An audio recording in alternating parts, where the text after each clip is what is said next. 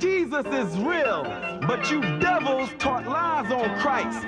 So many lies that when we come with the truth, people think that the lies is the truth and that the truth is the lie. Who changed the truth for God into a lie?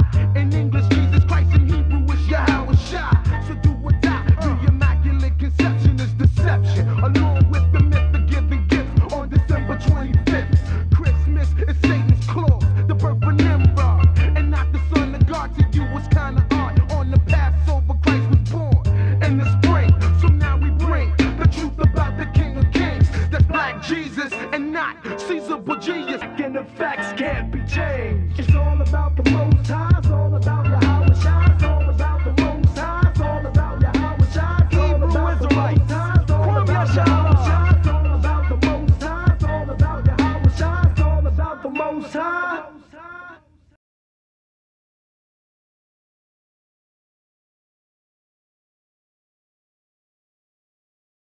What does it mean to draw back?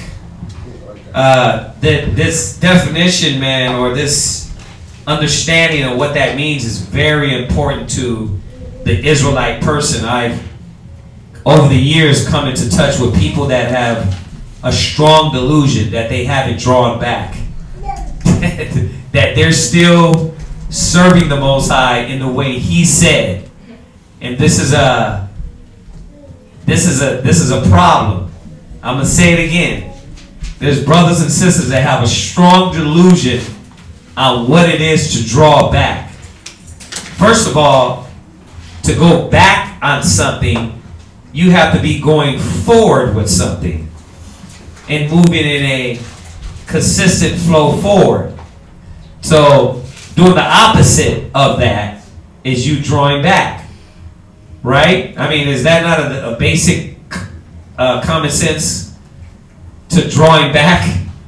That's basic. So, but scripturally, let's find out what it is to draw back. What it is to go back from what the Most High wants. Okay? So, go there first. Go to Hebrews 10:38.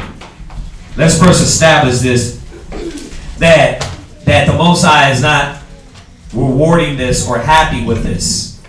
So read that. Hebrews 10 verse 38. Now the just shall live by faith. Right? So usually that is one of the biggest problems when you start to draw back. You lose faith. You're not consistent anymore in believing and zealous for like you used to believe. Right? When you come in, bro, when you find the truth, how many brothers and sisters we got it hold of, and you know, they're all happy. They're, oh man, the Most High, smiling, rejoicing. And then when they go through that temptation, it's like their whole spirit, demeanor, face, look changes. It's like when their faith get tried, it's a whole different life then. It's like now you're second questioning. You're unsure. You don't know anymore if the decision you made was right. The Bible ain't real. Yeah, the Bible. Wait a minute. Now you're rethinking. The first thing that is tried is your faith, and we're gonna get into that. But the just lives by faith. The substance of things hoped for, the evidence of things not seen. And that's the biggest problem with Israelites, with believers, is knowing that you believe in this, and because you can't see everything right then and there, now you're not sure. Or I don't know, man. Y'all brothers, I don't know. You're going to have to live by faith in this truth. Go ahead.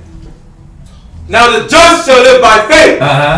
But if any man draw back. Right, so if any man draw back, and we're going to be touching on 2 points that the Bible talks about drawing back. In your belief and in your works. In your belief and in your works. A lot of people don't understand that. You're thinking, oh, drawing back is if I just stop believing. That's one way. But the Bible speaks about 2 ways. And you stop doing the works. We're going to get into both of those ways. Go ahead.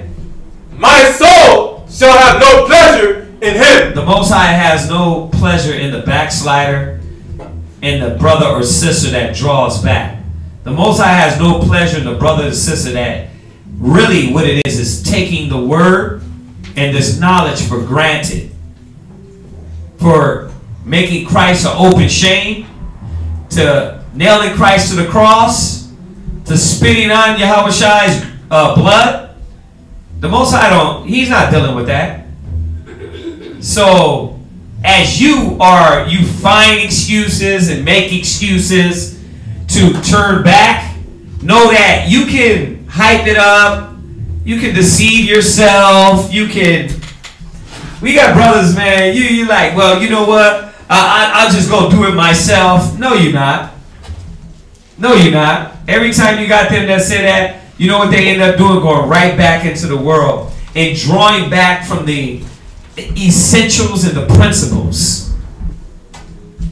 You didn't do it before you got the truth. Now you're trying to act like, oh, I got the truth. I'm going to just take this and go do it on my own.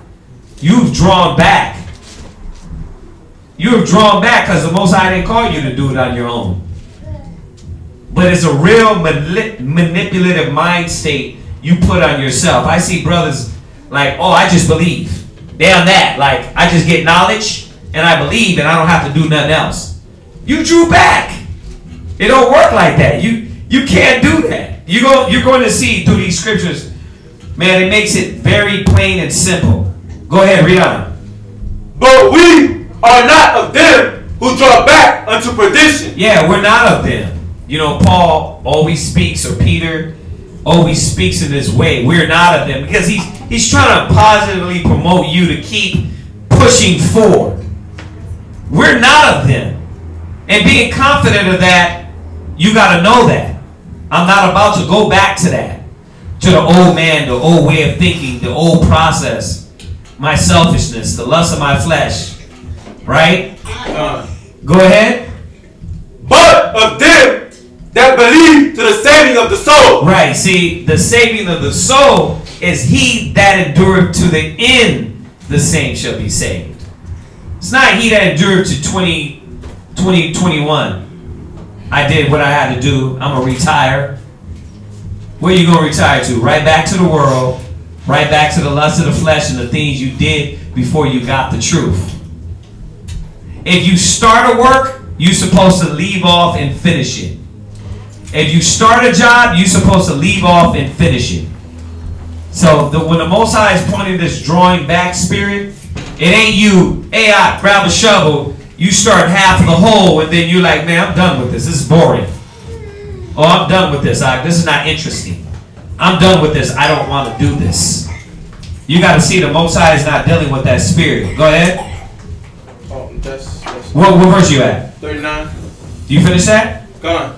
Okay, so go from there. Go to what are we drawing back to? So let's be real. When you draw back, what are you drawing back to? What? My comfort zone. Your comfort zone. Very good. Very good. I didn't expect that one. What else? I was gonna say what the Most High pulled us from, which was our mire and filth. There you go. You go back to your mire, your filth. What else? What else do you go back to? Because, like I said, there's a real manipulative spirit. Like, oh, I'm not going back to nothing. I'm gonna keep the Sabbath. It always comes back to the carnal law. Or, yeah, I'm not going to eat pork. Yeah, I'm not going to eat pork. Look, I'm not drawing back. I'm not eating pork. I'm not eating the Sabbath. I'm following the Sabbath. What it is you draw back from doing things the way, in a meticulous, day-to-day, consistent, diligent method. That's what you draw back from. You draw back from the know-how. How are things supposed to get done?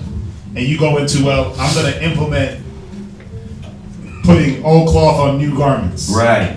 That's what it really is. I can double dutch and Yahweh Shai be okay with it. I can double dutch and you know what? Long as I feel good in my spirit about it, then I can keep doing this. And the Most High is not dealing with that, man. But to get straight to the point is going to tell us 2 Peter 2 verse 20. To get straight to the point, Because you know when we deal with it, we kind of go into the subtle nuances of the scriptures and point out the battles that brothers and sisters deal with, and bring out the battles that you're going with. Because you know the word generalizes a lot, right? Because you got to go deeper. It generalizes. But when it generalizes, and I'm going to show you what I mean by it generalizes. Read that, 2 Peter 2:20. 2 Peter chapter 2, verse 20. For if after they have escaped the pollutions of the world. See, you see how that's generalized? Now it comes down to, I got to go through scripture to show you what the pollutions are. But if you don't know what the pollutions are, you made it comfortable to yourself because, oh, that's not pollution, that's not pollution, that's not pollution, that's not pollution. You make provisions to the flesh to now nothing's pollution. Long as I'm not eating pork and I'm following the Sabbath, that's not pollution. Me going out with harlots and whores and drinking all the time, I'm not polluting my spirit. Me doing the lust of the flesh or doing my own thing or being selfish, going against the charitable mind state, oh, that's not pollution. I'm doing my own thing. That's the real manipulative mind state of people that have the knowledge and don't want to do it no more. Bro, I was like, I had to tell, I'm like, the scriptures tell you what the service and duty is. Well, that's what you're doing. The way I'm serving Christ is, brother, there's only one way to serve Christ. If there was, I can believe in Jesus from my home and live with my family and my household and work my job and not have to deal and be charitable, put in works, put in actions, work on my lust, my pride, my doubt, my jealousy, and my anger. Bro, why are we all here then? We all don't need to be here if it was that easy. We could have just stood online, found out we was a Hebrew Israelite and followed the Sabbath, right? That's the trick, though. That's the trick. The trick is everything that we do, there's only some parts that are necessary. Right. Like the gathering, that ain't necessary. Right. You know, these things aren't necessary. The business, that ain't necessary. Right. Why we got to do that? Like, yeah. Oh, class, why we got to show up? We could do it. We could just watch it online. That's not necessary. Unity's not necessary. Unity, brotherhood, like none of these things are necessary. But you're not looking at the little small, you used to use the word nuances. Yeah. Those little things are what are actually building brothers and sisters that they don't think is necessary. And instills a zeal within you. That's why, let's think about your zeal and your desire to do good. Like some of y'all know, dang, if I didn't occupy my mind with wisdom and knowledge, and I didn't have a consistent mission daily, my zeal will be on Christianity status. Oh, I got my fringes, I'm good. That's not how we supposed to be. Our zeal is supposed to not be the zeal of the world, right? But a godly sorrow, working repentance to salvation. And that's the problem, is that when you get this manipulative mind state and you draw back, the pollutions ain't no more pollutions. It ain't those things. You establish your own righteousness, which is what? Well, I eat the Passover with me and my family. Like, bro, you got all these Israelites through the four corners of the earth uniting under the law, statutes, commandments, and you're right when you sit at home and do it by yourself. First of all, the commandments say you were supposed to go and be with your nation. Yahushua, when it said Yahushua got lost and he was traveling when they were 12, yep. Right? They were on their way to celebrate the feast, traveling, right, on horses and camels and cattle, right? But you're what? 2020, you can be there, but you make provisions to the flesh. So, and remember, don't think the points that we're bringing out, it's just that point. Look at how many things you start to say to yourself, well, that's not necessary. I don't need to do that. I don't need to do that. When really, that just drew you all the way back to what? The typical Hebrew Israelite. I'm secluded. I'm in my own house. I'm doing my own thing. I'm to my own self. And guess what? I believe in Jesus the way I do. You right back in Christianity. So don't be deceived about these pollutions. What did Yahushua pull you out of? He pulls you out of that. I want to be alone. You know what? You know what happens when you get into that mind. You pull yourself away from the promises that the Most High even promised us. Right? If you gather, what's going to happen? You cleave to me, I'm going to cleave to you. Right? Gather yourselves together, O nation not desired. Right? So we could be desired. I'm going to gather you from the four corners of the earth. As soon as you say, nah, we don't got to, the gathering, that's not important, coming to class, being around brothers, like, why do we have to do these little small, meticulous things, like, why do we got class in the morning when we got class at night? Right. I don't see. Yeah, but because you are the epitome of an idle mind teaches much evil. And the reason why you're tossed to and fro with every demon is because you got no purpose. So you need class. You need to be like a Buddhist monk. You need to be like the Bible tattooed on your forehead. Why? Because you haven't taught yourself how to be stable in the Holy Spirit consistently. So what do you need? Class in the morning, class in the evening, right? Counsel at night, to keep your mind on track, keep your spirit on track. You see that? And that's an individual that ain't even start doing the work yet. Why? Because he's still battling why to do it. I'm going to say this again. When you're battling why to do it, you didn't even start yet.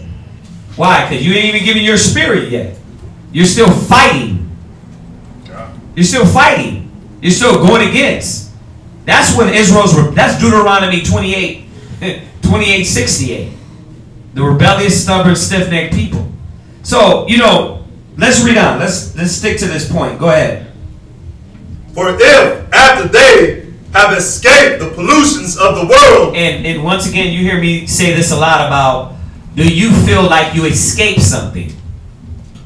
That's a lot of people don't. They don't feel like I didn't escape nothing. I was good without you niggas. I was good without Christ. I don't need all this. As a matter of fact, y'all messing up my cheat.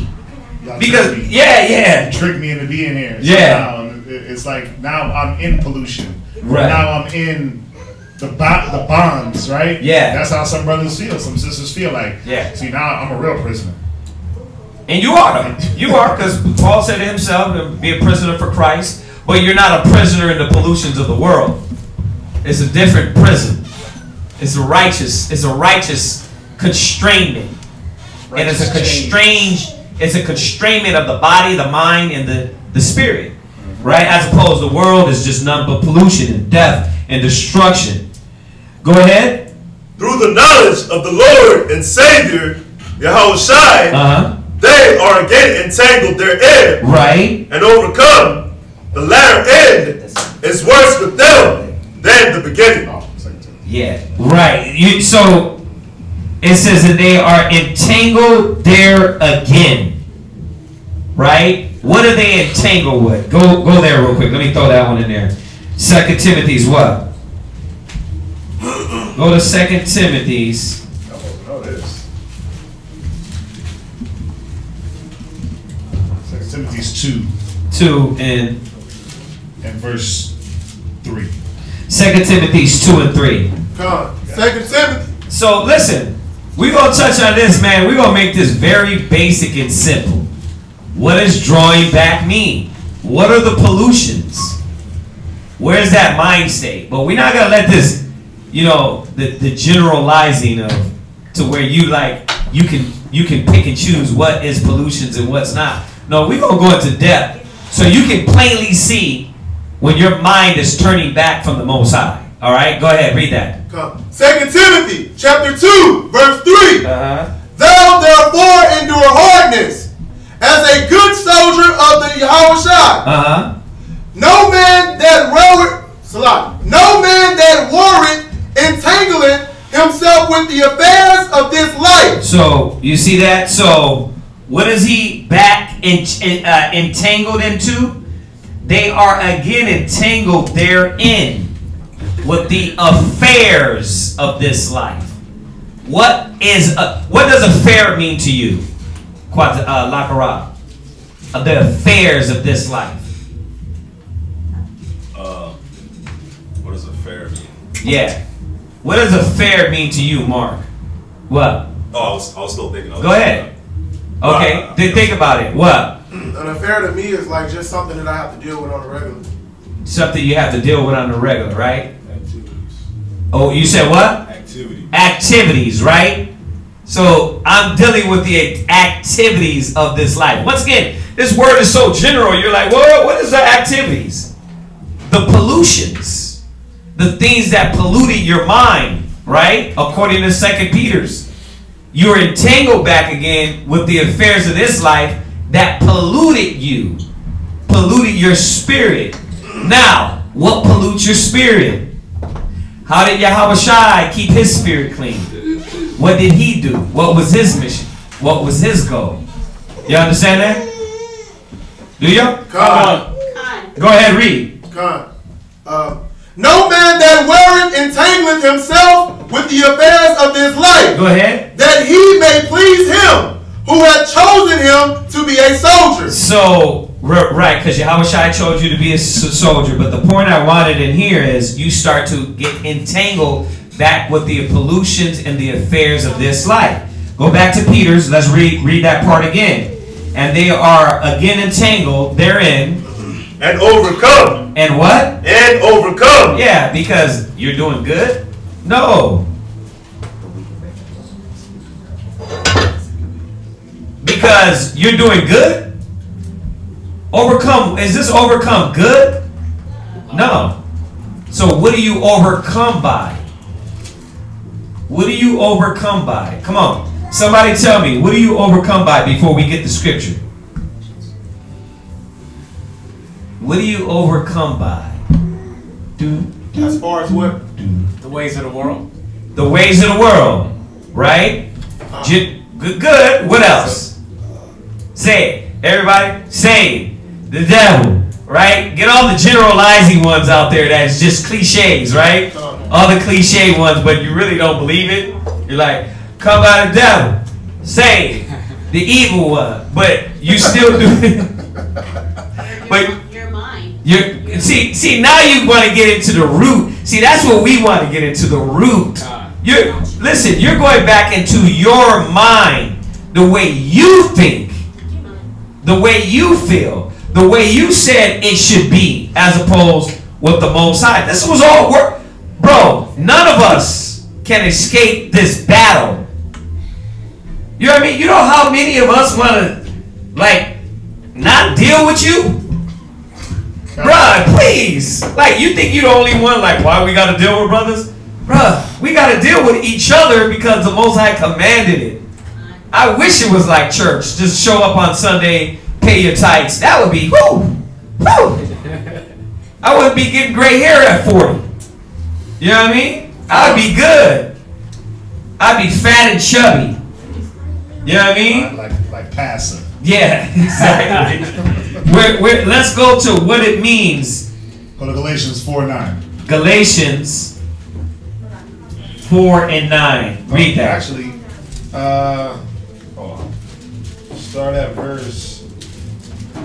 No, yeah, 4:9.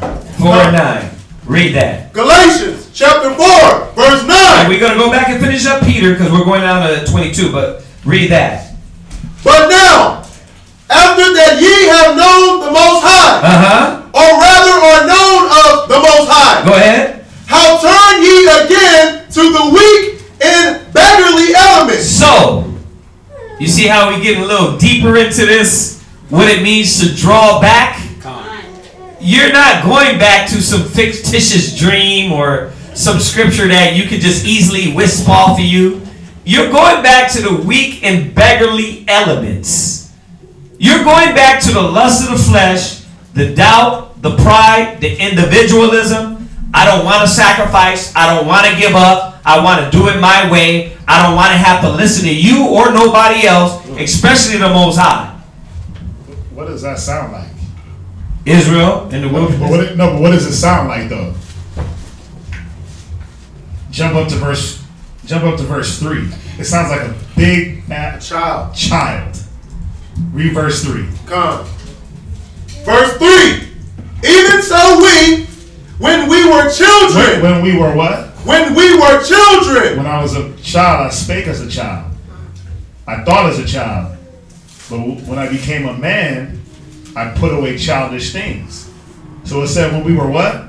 Children. Come on. We're in bondage under the elements of the world. When we were children, we were in bondage. Because we were in that child mind state. So you know what you're going back to when you draw back? You're going back into baby mode. You're going back into feed me, change my diaper. I can't do anything myself. I need to be told. But I don't want to be told. Don't tell me. I don't want to hear it because I know. You're going into that child mode of why? Why I got to do it like that? How come I got to say it like this? How come this? How come that? Everything is now a question. Read it one more time. Come on. Verse 3. Even so when we were children, were in bondage under the elements of the world. You see that? Hi. You were bondage to the elements. You were in bondage under the elements of the world. What were those elements? Sin. Yeah, but see, y'all are generalizing. But yeah, it was sin. You're right. You're absolutely right. But now, what is that sin? Well, I'll hit you with one right now. Doubt. See, you doubted everything in the world. Doubt is sin. Yep. But when you came into the knowledge, it was about moving in faith. You doubted everything in the world. Nothing. Woe is me. Nothing works right. Yahweh hates me. I can't do this. I think I can. You like I think I can. I think I can. Oh, I can't. So doubt was one of those sins or one of those elements that were embedded in you in the world. We can hit the basic, lust of the flesh, right? We can hit the drinking. We can hit the pride. Yeah, but there's things that are the rudiments of the world that the scriptures talk about. These things, when the rudiments, these were the things that were holding you down in the world. What was holding you down in the world? And I mean, when I say holding you down, what was propelling you through that life? Or what did you think was propelling you through that life? Obadiah. I know for me it was being independent. That independent spirit. That it's all me, right? That stems from pride. And it's a wrong type of pride to have that's been embedded into our women. But yeah, that independent spirit. But a lot of brothers got that on them too, where now I'm a man, so I can't be told nothing. I'm a man, so I can't come to you and do what? I can't go to another man and do what? Ask for guidance, help. Yeah. Yep. I can't counsel. I can't ask him for guidance. I can't ask him for experience. I can't talk about my problems because I'm a man. All the things the scriptures say, dude, I don't see the importance in that. Wear out the doorsteps, no. You know, seek the wisdom of the ancients, no. Desire wisdom, bow your ear, no. Because I don't need that. So I mean, the whole class we can go through everything, but we're gonna definitely have to generalize a little bit. Then we read verse 9. Read 9 again. God. But now, after that ye have known the Most High, Yeah. or rather are known of Most High, Yeah. how turn ye again to the weak and beggarly elements? So you gotta watch yourself. If you look at yourself and examine yourself, whether you be in the faith, you start going back to the weak and beggarly elements, which is what? Do what the flesh says. You know, and if you didn't get that, whoever didn't get the flesh class, when she posts that, y'all gotta watch that class. Because all it is that you're going right back to what your desire is, your will is, your lust is. And that's all it's saying here. Go ahead. Whereunto ye desire again to be in bondage? And that's what you're drawing back to. So this mind of going back is going back to that mentality, to that mind state, to that spirit. Go from there, go to 1 Peter 4:3. Let's just get a little bit more. a little bit more of that real quick. Con. Go ahead. 1 Peter chapter 4, verse 3. Uh-huh. For the time past of our life may suffice us to have wrought the will of the Gentiles. We're going to stop right there because I want to hear more than one brother or more than one sister. What was the will of the Gentiles? Somebody answer this. Oh, just Talk loud. profess Christ. Stand up. No. What was the will of the Gentiles? What was their will? We wrote the will of the Gentiles. What's their will now? What's their will now? Just believe Christ in your heart. Believe Right? Christ in your heart. Good start. Perfect start to the door opening to this statement, question, subject. All right? Because we're not going to move on to. I want to see what y'all think the will of the Gentiles is. What was the will of the Gentiles? What is it that they write in you?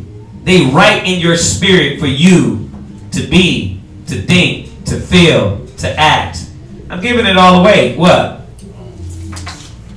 Basically be lawless. You gotta talk loud. To basically be lawless. What does that mean? Like, You get a little more in depth.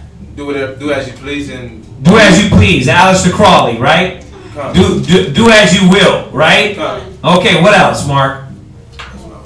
No, you weren't. I promise. You were? Okay. The same mind, same judgment. Go ahead, what? I was gonna say, just believe. Like all you have to do is believe. All you have to do is believe. Okay. Well, what was the will of the Gentile? What would they want you to do? What would they rather you do?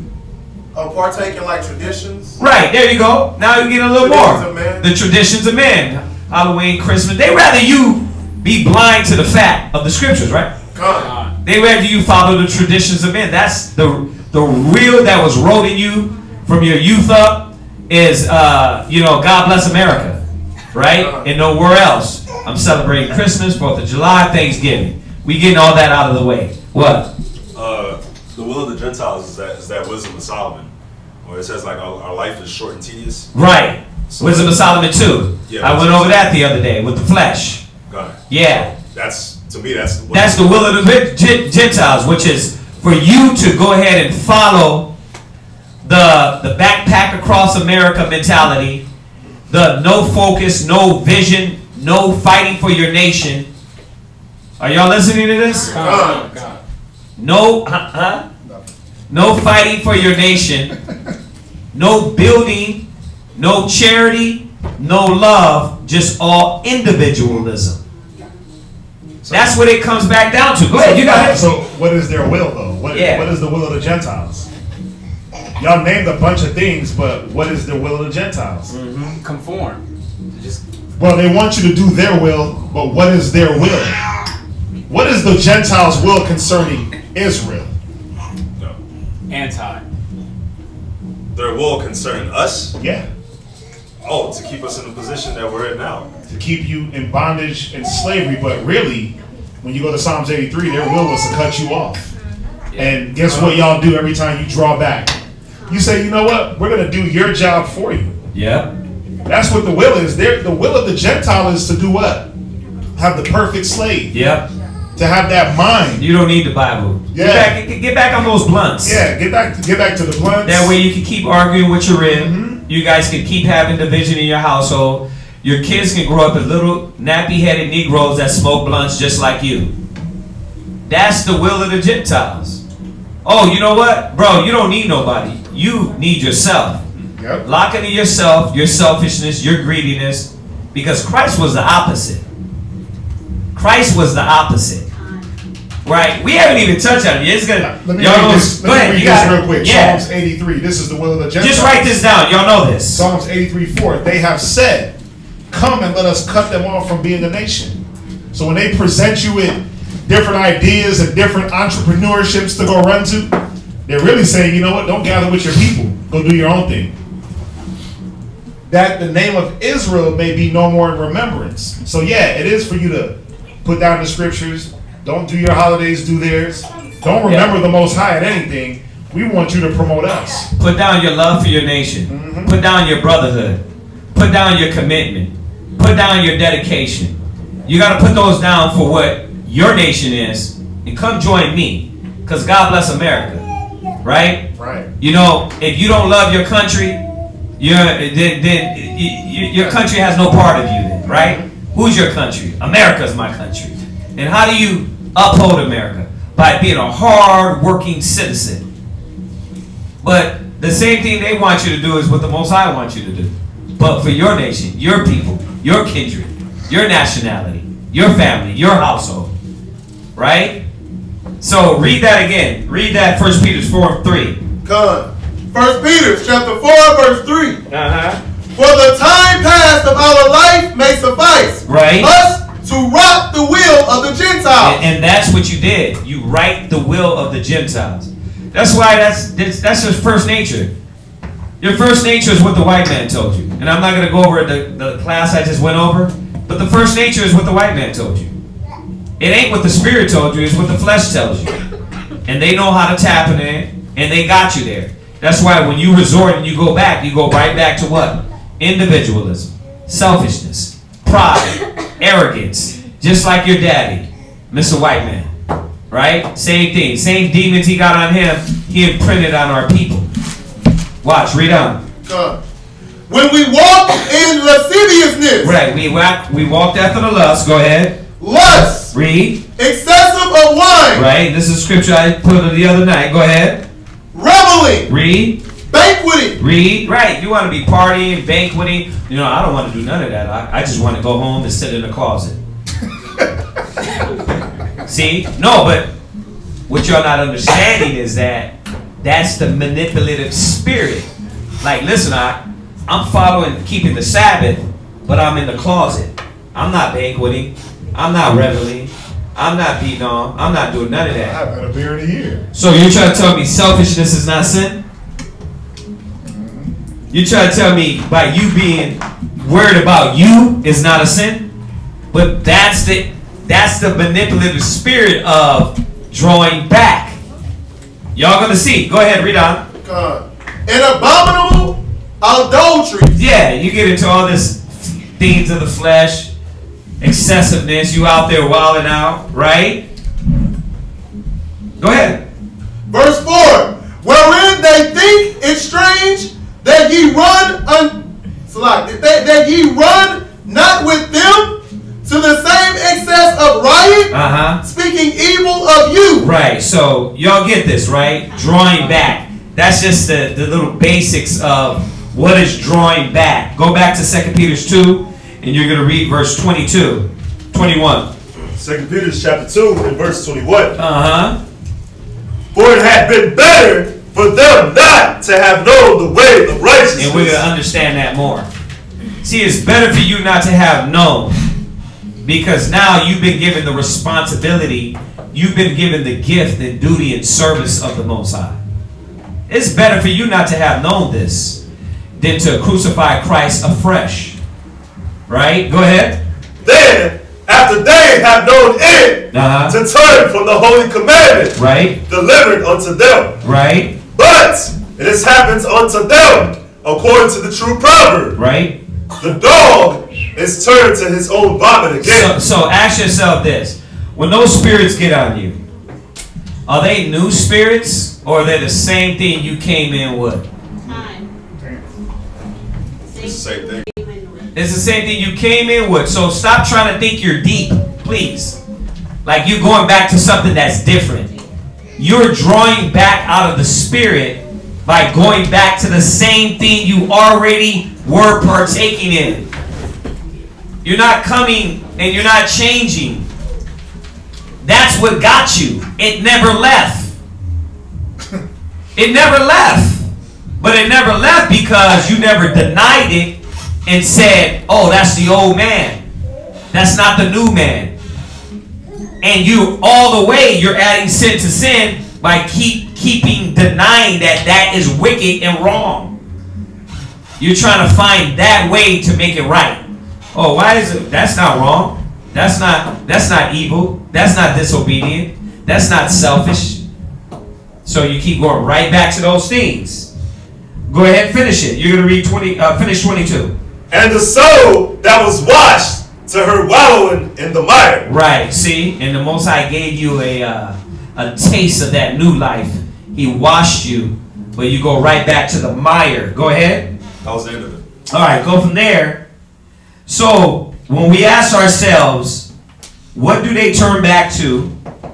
What's the one thing that a lot of people turn back to, and why? Go to Proverbs 132. First thing that everybody turn back to. The first thing, what's the first thing that pulls on our spirit? Proverbs chapter 1 and verse 22. What is that, Brick? Lust. Okay, you're almost there. And you're right. You're right. One of the first things, that's lust. But break it down, get a little more basic. What's the first thing that the world wants you to have? Nah, just the dog returns to his vomit. Oh, so what's the one thing that you turn back to? What's the one thing that pulled you? What?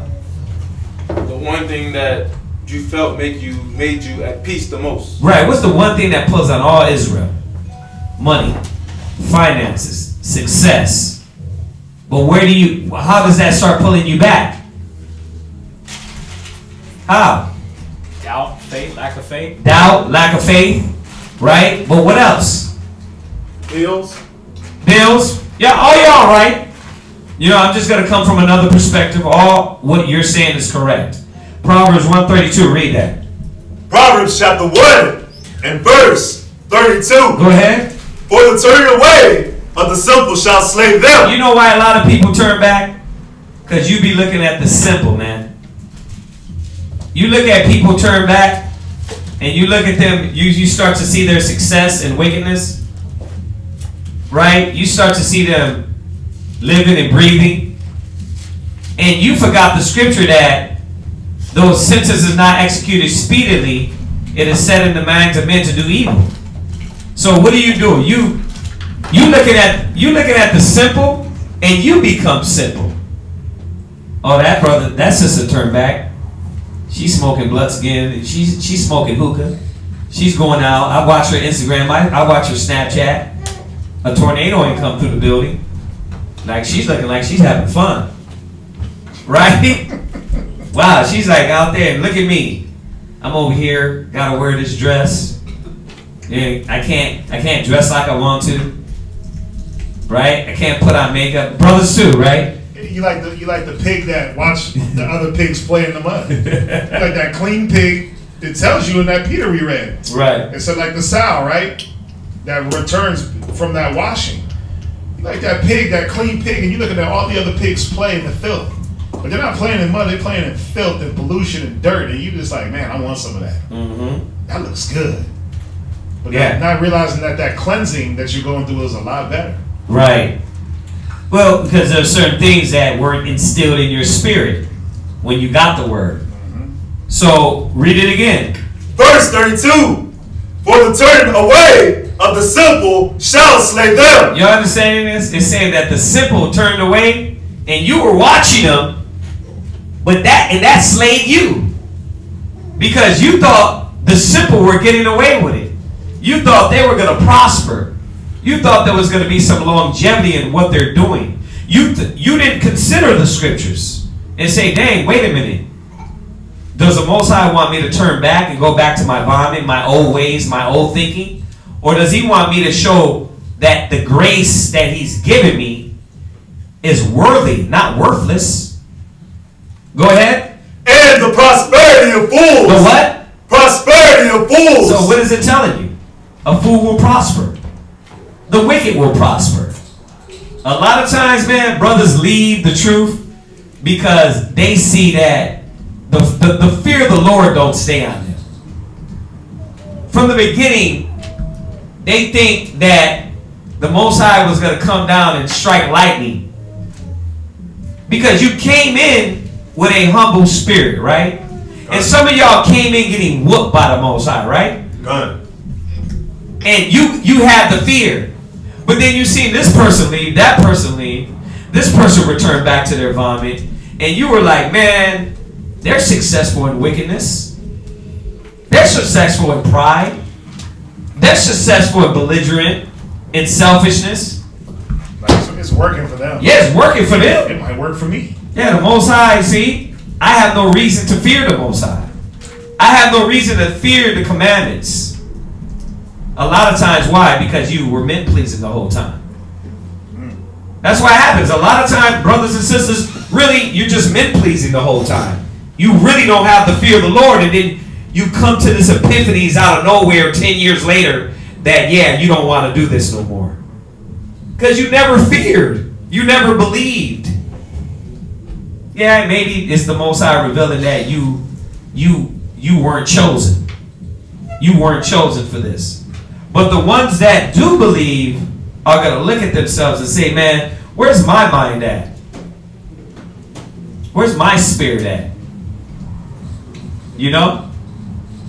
Am I in this mode to where I'm looking at wicked things and I'm seeing it prosper, and then I start putting my hand in that and getting dirty? That's just going to get you to draw back. So number one of the biggest problems that get brothers and sisters to draw back, you see other people do wickedness and you think you can prosper in wickedness too. Psalm 73 and 2. Go to Psalm 73 and 2. The whole point of this class is to get you to see, man, when you get in that spirit of, I'm going to go back to my vomit, to understand. I'll put it like this. If we had a crystal ball and I can tell you your future, this is it right here. This is the crystal ball. Why is a lot of brothers and sisters warped and turned? It's only certain things that you're going to fall back into for certain reasons. It's not rocket science.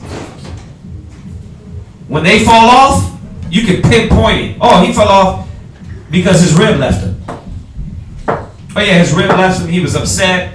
He was thinking that the Most High, he was doing enough of work and he deserved that, and he got angry. Oh, this one right here, he came in, he thought it was going to be on some money tip. He thought it was going to be on woman tip. He thought it was going to be about, he thought it was going to be easy. Oh, that's why he left. It's easy to identify why people leave. Oh, they weren't rooted.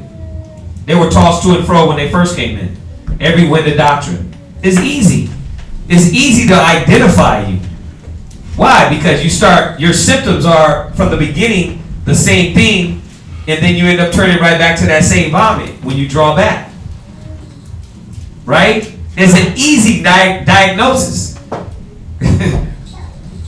What? It's like having an infection and taking an antibiotic, but the antibiotic, you never take the antibiotic.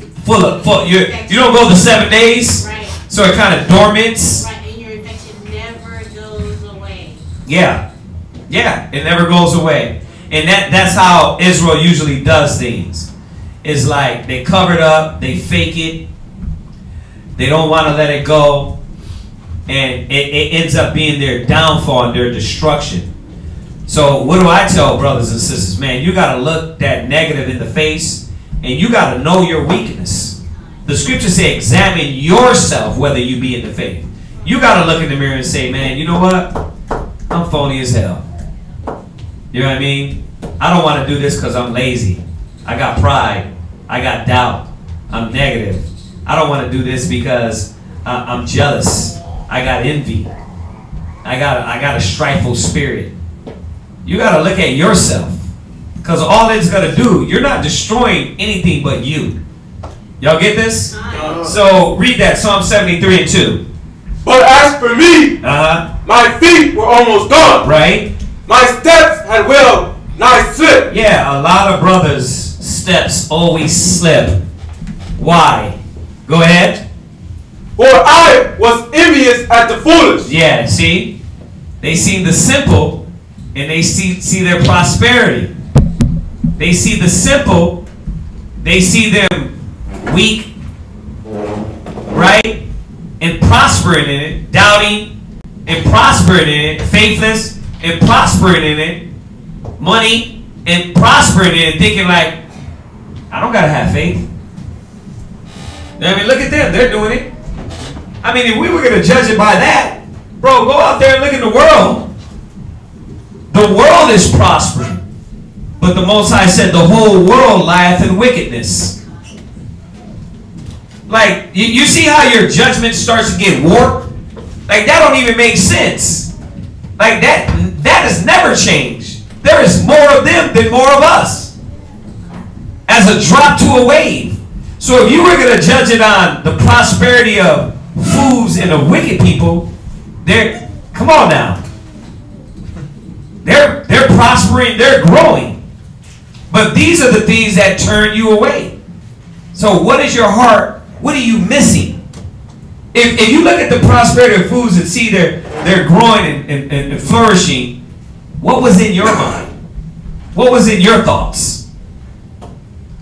You know what I mean? What's been in you the whole time that you never let go? You see that? That's why, see, the scriptures show you how to really look at yourself. And when you don't, you sit there and act like there's not a problem. It's like the sister said, it lays dormant, and then eventually it comes right back around. Satan uses that to pull the Holy Spirit from you. Because he knows how it works. The Most High, that Satan and God can't serve, or you can't serve God and mammon. He knows that. Y'all get this? Go ahead. When I saw the prosperity of the wicked. Go ahead. For there are no bands in their death. Right. So they look at the no bands, right? Or the bands to make them dance. Right? They look at these things and say, man, these people, they're functioning. I want to be happy too. But the thing is, when you turn from the Most High, now you get what? Suicidal. Because now the Spirit is working on you. You know better. Right? You get more sad. You go out there, you look at their happiness, and then you go out there and you get more sad, more down, more destructive. Right? That's how it be. Because it don't work like that. That's all a facade. It's all fake. And you knew it was fake when you got the truth and gave your spirit and committed to the Most High. You knew it was fake. So why are you going back to it? Why are you going back to the vomit? You believe the lie. You believe the simple, man. You started to be simple just like them. Because some selfish reason. We'll get into that. Go ahead. But their strength is firm. Right. You look at them, man. You're like, man, look at these guys. Healthy. You think you're diminishing. You look at their prosperity, man. You look at their growth, and you think you look at that as wealth and health. You look at you go through trials and tribulation and persecution and temptation, and you don't value the Holy Spirit pulling you through. You don't value that. That's why a lot of y'all got to grow the hell up, man, and understand what Yahweh Shai has done for you in your life. Or you're going to let something as small as this, something as small as the simple or the prosperity of the wicked pull you out. What verse are you at? Verse 5. All right, what's that, sis? I was going to say, it's like a scale. It's like a worldly scale and then the spiritual scale. Yeah. The worldly scale, the measurement is completely different from the spiritual scale. Oh, yeah. So what might appear to be prosperity on the worldly scale, right, really isn't. It's not. Because that's what the world gives them, and that illusion yeah. that we always talk about, that illusion is not a real true measurement of happiness. There you go. There you go. There you go. Whereas with the spiritual scale, it is. And even with our tribulation and whatnot, we have the promise of going through that, what the reward is going to be, which is 50 billion times better. It should be. It should be, but that becomes the monotony, the long suffering to receive that is where that carnal mind comes in, and it tries to now, well, wait a minute, really, when you ask me, what is my soul worth, you really start weighing that out. Like if I had $1 billion. Yeah, like really, and you're not understanding that it's temporary. These things are carnal. Go. Can I get one? Yeah. Oh, go to Proverbs 12:26. Proverbs 12:26. Because this is what happens. This is what there's a few things that happen that we don't realize. Somebody read that. Proverbs chapter 12, verse 26. Go ahead. The righteous is more excellent than his neighbor. See, you got to remember that you're more excellent than your neighbor, which is the wicked next to you. You're built more righteous. You're brought into that righteousness. See, the Most High has given us the tools to be the righteous example. But what happens? Read on.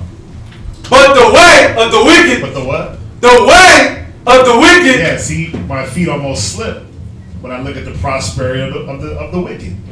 The simple is slain by looking at that wicked doing. It's just, man, it's like the little kid that grew up in the hood, right? His parents sheltered him and guided him. They were like, you ain't gonna go outside and play. Why? Because there's drug dealers out there, there's bad men out there. But what did he do? He's like, I want to be like them. That looks good. That looks fun. They got all the cars, all the women, all the enjoyments. They get to stay out late. And then what does he go and do? He joins the gang and he's the first one shot in the drive-by. Like, he's in the car doing the drive-by, but somehow got shot because he was simple. He was in the wrong place. He took himself out of that righteous covering to be what? Just to be killed? You drew into death? That's what we do, though. Read it one more time. The righteous is more excellent than his neighbor. But the way of the wicked seduceth them. Yeah, and what are you getting seduced by, though? Obviously, we know it's money. We know it's cars, it's clothes, it's hoes, all the nigga knows, right? But it's a lot more than that. You getting seduced back into, I can do it better by myself. You getting seduced back into that old mind state of, what's zero? I can do it all by myself. Be that all myself, right? You getting seduced back into, I could burn them. I could burn them and leave them. I could hit them and quit them. You get seduced back into that mind state because there's a guideline you have to follow in the truth. There's a guideline you have to follow when it comes to dealing with the Most High. There's rules and regulations, and you like, I want to be lawless in all aspects. I don't want to be no husband to no woman. I don't want to be no father to no child. Right? I don't want to be a wife to no man. I want a wife. Hell nah. I'm trying to live like I'm in college all the way till I'm 40. Right. You know what I'm saying? I want to be irresponsible. It's all these things that you are seduced into. Irresponsibility. Like, nigga, backpacking across Europe, you can't even make it from point A to point B in Houston. Braeswood to Gessner. Yeah, you could barely do that without needing a hand. How you gonna backpack or do all these things that you see your neighbor doing? But you have the righteousness. We got to remember that. Where were you going to go? Yeah, that's a good one. Psalms 37:1. So just reiterating, these are the things that pull you back. And the scriptures is telling us, man, this is not rocket science. You don't need a crystal ball. You don't need to be a time jumper and to jump in the future and oh man, now I see what's going to happen. Let me jump back in time. You don't need to do that. We got the future right here. And which one are you going to be pulled by? How long are you going to last, huh? How long? How long are you going to last before you just pop, snap, and go right back to the vomit? You got to look at this, man. You got to know yourself. Go ahead, read that. Psalms 37:1. Psalms 37, verse 1. Go ahead. Fret not thyself because of evildoers. Why is he warning us of this? Because you look at evildoers and you see them prosper. You see them productive. You see them being blessed and moving and living and breathing. But that's only to deceive the simple. The ones that are faithful, we know that their outcome is destruction. We know what the Most High is going to do. How do we know that? Because you yourself, you have lived that life. Your ancestors have lived that life. You lived in that captivity. But somehow, somewhere along the way, you forgot. You let go of the things that were keeping you rooted.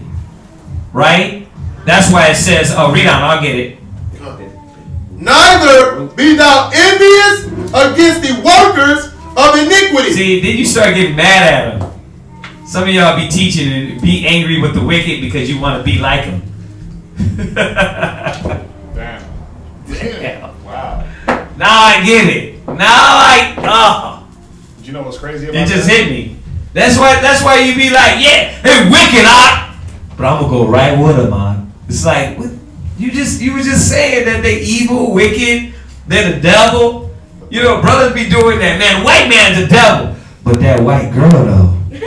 It's like, yeah, I mean, the nation's dirty ass heathens. I'll never got you a hammer now, right? Like, bro, don't come over here with that overzealous madness because it be fake. Because if you really hated evil so much, then you would be giving yourself that much more to good and righteousness and dedication and commitment to standing boldly for the Most High. Can I say one thing? Yeah. In that Psalms 73 and 2, David said, I almost slipped. Why would he almost slip? Well, he was letting you know he was looking at the wrong thing. Now, if I'm watching my steps, I'm not going to slip because I'm not, you can't walk and do this. But see, the point was that the whole time that you were supposed to be rooted, Hebrews 12:15, somebody get that? The whole time you were supposed to be, that's when you actually, okay. The whole time you were supposed to be rooted in the right things, get Hebrews 12:15, somebody hold it. But the whole time you were supposed to be rooting your mind, your spirit in the wisdom, what were you doing? You were taking glimpses back on that old life. Right. You're hopping back into your Facebook memories, like, damn, I remember that. Man, I love that picture. And then you start getting reattached to all the memories that you did that night when you drank the whole bar under the table, right? Another Facebook memory pops up a day later. Like, damn. You know, I don't know what brought you to say that, but you know, as I was putting this class together, you know what the Spirit said? The camp needs to go on a social media fast. Yeah. Because you see brothers and sisters start fainting, passing out. You won't know what to do. You'll be like that guy that is like, bruh. And then you just gotta take the face and flick it in front of their face to revive them. Yeah. It's like an epi shot of Facebook. But it's real. That's what you do. Instead of studying, you're looking back on the you from 5 years ago. Random thumb scrolls. That you claimed wasn't a prisoner, that was free. You're like, man, I like that nigga. Right. He was dope. Yeah. He was young and sexy. He was in the gym all the time. Yeah, look at my guns back then. Look at my skin. It was fresh. Right? I had no wrinkles. Man, wife. I didn't believe in that then. Yep. What the hell was that? I was just hitting chicks. Yep. Husband. Nah, no nigga can tell me nothing. You start talking about that old language back in the day. Back in the day. Like, I don't need to mess with y'all. I was buff back then. Yeah. Like, what are you saying? Because the whole time you're looking at, it says a wise man will look well to his goings. A prudent man. Instead of looking well to the way you going forward, you's trying to walk forward but look backwards. So you slip. Because you never, and you're not rooting yourself. That's the problem with brothers. Stop looking back. Paul said, I press towards the mark that I might attain the prize. He said, looking on the things forward. Yeah. Brothers are still looking back, trying to, I always say the analogy, you're trying to be Al Bundy, scoring 4 touchdowns in Polk High. Yeah. And you 40. Who cares? That happened, it's done. You was the man in high school. Right. No, and I keep saying this, I've been saying this for the last few months, is that you don't believe that man was wretched. That's why you keep those old mentality, that old mind, and it comes right back up. I don't want to do this, because you believe what you was doing was more powerful than what we're doing. You didn't see that old life, old man, old mind, old feelings, old desires was wretched and destructive and death. I was gonna say destructive. Yeah. You destroy things around people around you. Yeah, you don't see that. But it's because you never denied the flesh. You try to sew an old cloth on a new garment, and now you're looking back, and you go melt. Yeah. Because for so many years when we were in the world, Nobody told us. Nobody, yeah. Nobody told us that we were on a No, because the world, everybody, you were the dry bones, you were the zombies, the Walking Dead. You were all going the same way until you woke up and then you realized, wait a minute, what the heck? But see, you only woke up on the Black Power movement thing.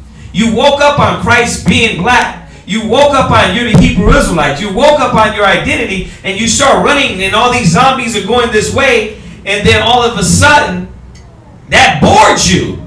You got bored. All of a sudden now you're looking back at the zombies going this way like, well, I want to go right back with the zombies. These niggas are running with cars, houses, yeah, clothes. They running with social media likes. They running with all the stuff that I used to have. Their joy, happiness. I'm over here, I'm suffering the trials and tribulation. You know, I'm living that life like Christ. And you don't want to. A lot of brothers don't want to.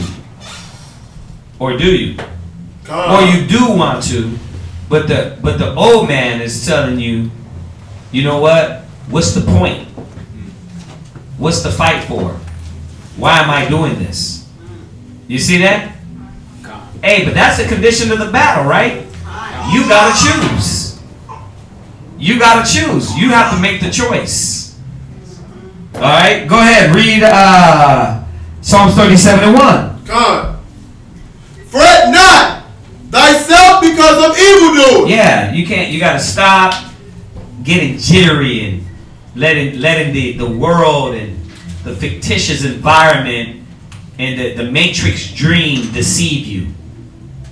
There's another way. If Yahushua appeared through the fourth and said, "Let me see what you did with my talent," you would burst. You're going to burst. Think about that. If Yahushua showed up right now, what can you say that you did with the talent? Right? He that doubteth his damn if he eat. So if you didn't want to do it, what you gonna say to him? Now you think it's a joke, like some of these sisters? Well, I just get thrown in hell. You think that's funny? You think that's you finna go that route? Y'all don't understand that what you're fighting for, that your little kid mentality, you're fighting for your spirit. You're fighting for things, man, that is beyond. You better start comprehending. You understand that? Yeah, we're fighting, man, for things beyond your little self. All right, go ahead. Neither be thou envious against the workers of iniquity. Yeah, see, and that's what happens. You start seeing them in the mall. They booed up, holding their hands with their girl. Kids laughing and high-fiving each other in slow motion. You know what I mean? You're like, I want that. Sound like the scene from but it was a dream. It was fictitious, because then when they went up the mall, what happened? You didn't see her drag him down the mall like, no, nigga, you're not getting none of that. You're like, damn. Yeah, so that's what happens. Yeah, the kid's bad as hell. They get in trouble. He be beating her on the low. Yeah, you didn't see that. You didn't see all those things. He's passive aggressive, so she pulls him down the mall. But when they get home, she try that, he be snapping out. You don't see those things because there's no wisdom in any of that situation. Right, you forgot their wives are going to be wicked, children wicked. Go on there. You know what I mean? You forgot that. All those things didn't make no sense. So now you're starting to draw back to the dark side. Instead of saying, nah, hold on. Let God be true. He said this was going to happen. It's going to happen. I'm going to be punished. Our nation was punished. We don't look at those things. You don't look at right now with that double mind, you're punished. You don't see that. That you're not free because you got a double mind spirit. You can't let these demons, Satan, draw you back. Go ahead. God. Verse 2. For they shall soon be cut down. Listen, that's the reality of the wicked. They're going to be soon cut down. Go ahead. Like the grass, and wither as the green herb. Right. Go from there. Go to Psalm 73, verse 12. I mean, do brothers believe that? Do y'all believe that? That's going to be their end? Like, we gotta pause for like 30 minutes for all these verses. Let you muse on them. Be like, do y'all get it? Do y'all believe that? Huh? Do I? 30 minutes later, we gotta pause 30 minutes at each verse so it can marinate. Because a lot of people, we be going over these scriptures and be like, yeah, next scripture, come on, nigga, come with it. Come with it. Yeah, that's how it be. It's like you're bored because your spirit's getting ripped. You know what I mean? Y'all, we supposed to be getting this to clean ourselves. So this is the washing of the water by the word. Wash out the niggerism and doubt and pride and jealousy and hatred and that spirit of a double-minded man or double-minded woman. You got to wash that away from you. You got to have clean hearts, clean minds, and circumcise the foreskins of your minds. Because Israel's a stubborn and rebellious nation. But where has that gotten you? Where has that gotten you? You know what I mean? What did I tell you all the time? All those brothers and sisters I know that drew back, guess where their kids at now? They got to worry about lesbians. I know brothers' daughters done turned lesbians. It's just real. Sons is faggots. These are Israelites. Why? Because they draw back. But they don't know the repercussions because they're in their youth and they like, shit, I could be disgruntled. I could be this and I could be out of order. I don't have to bear witness to the Most High. And then they see their kids come up, they be little niggas like them.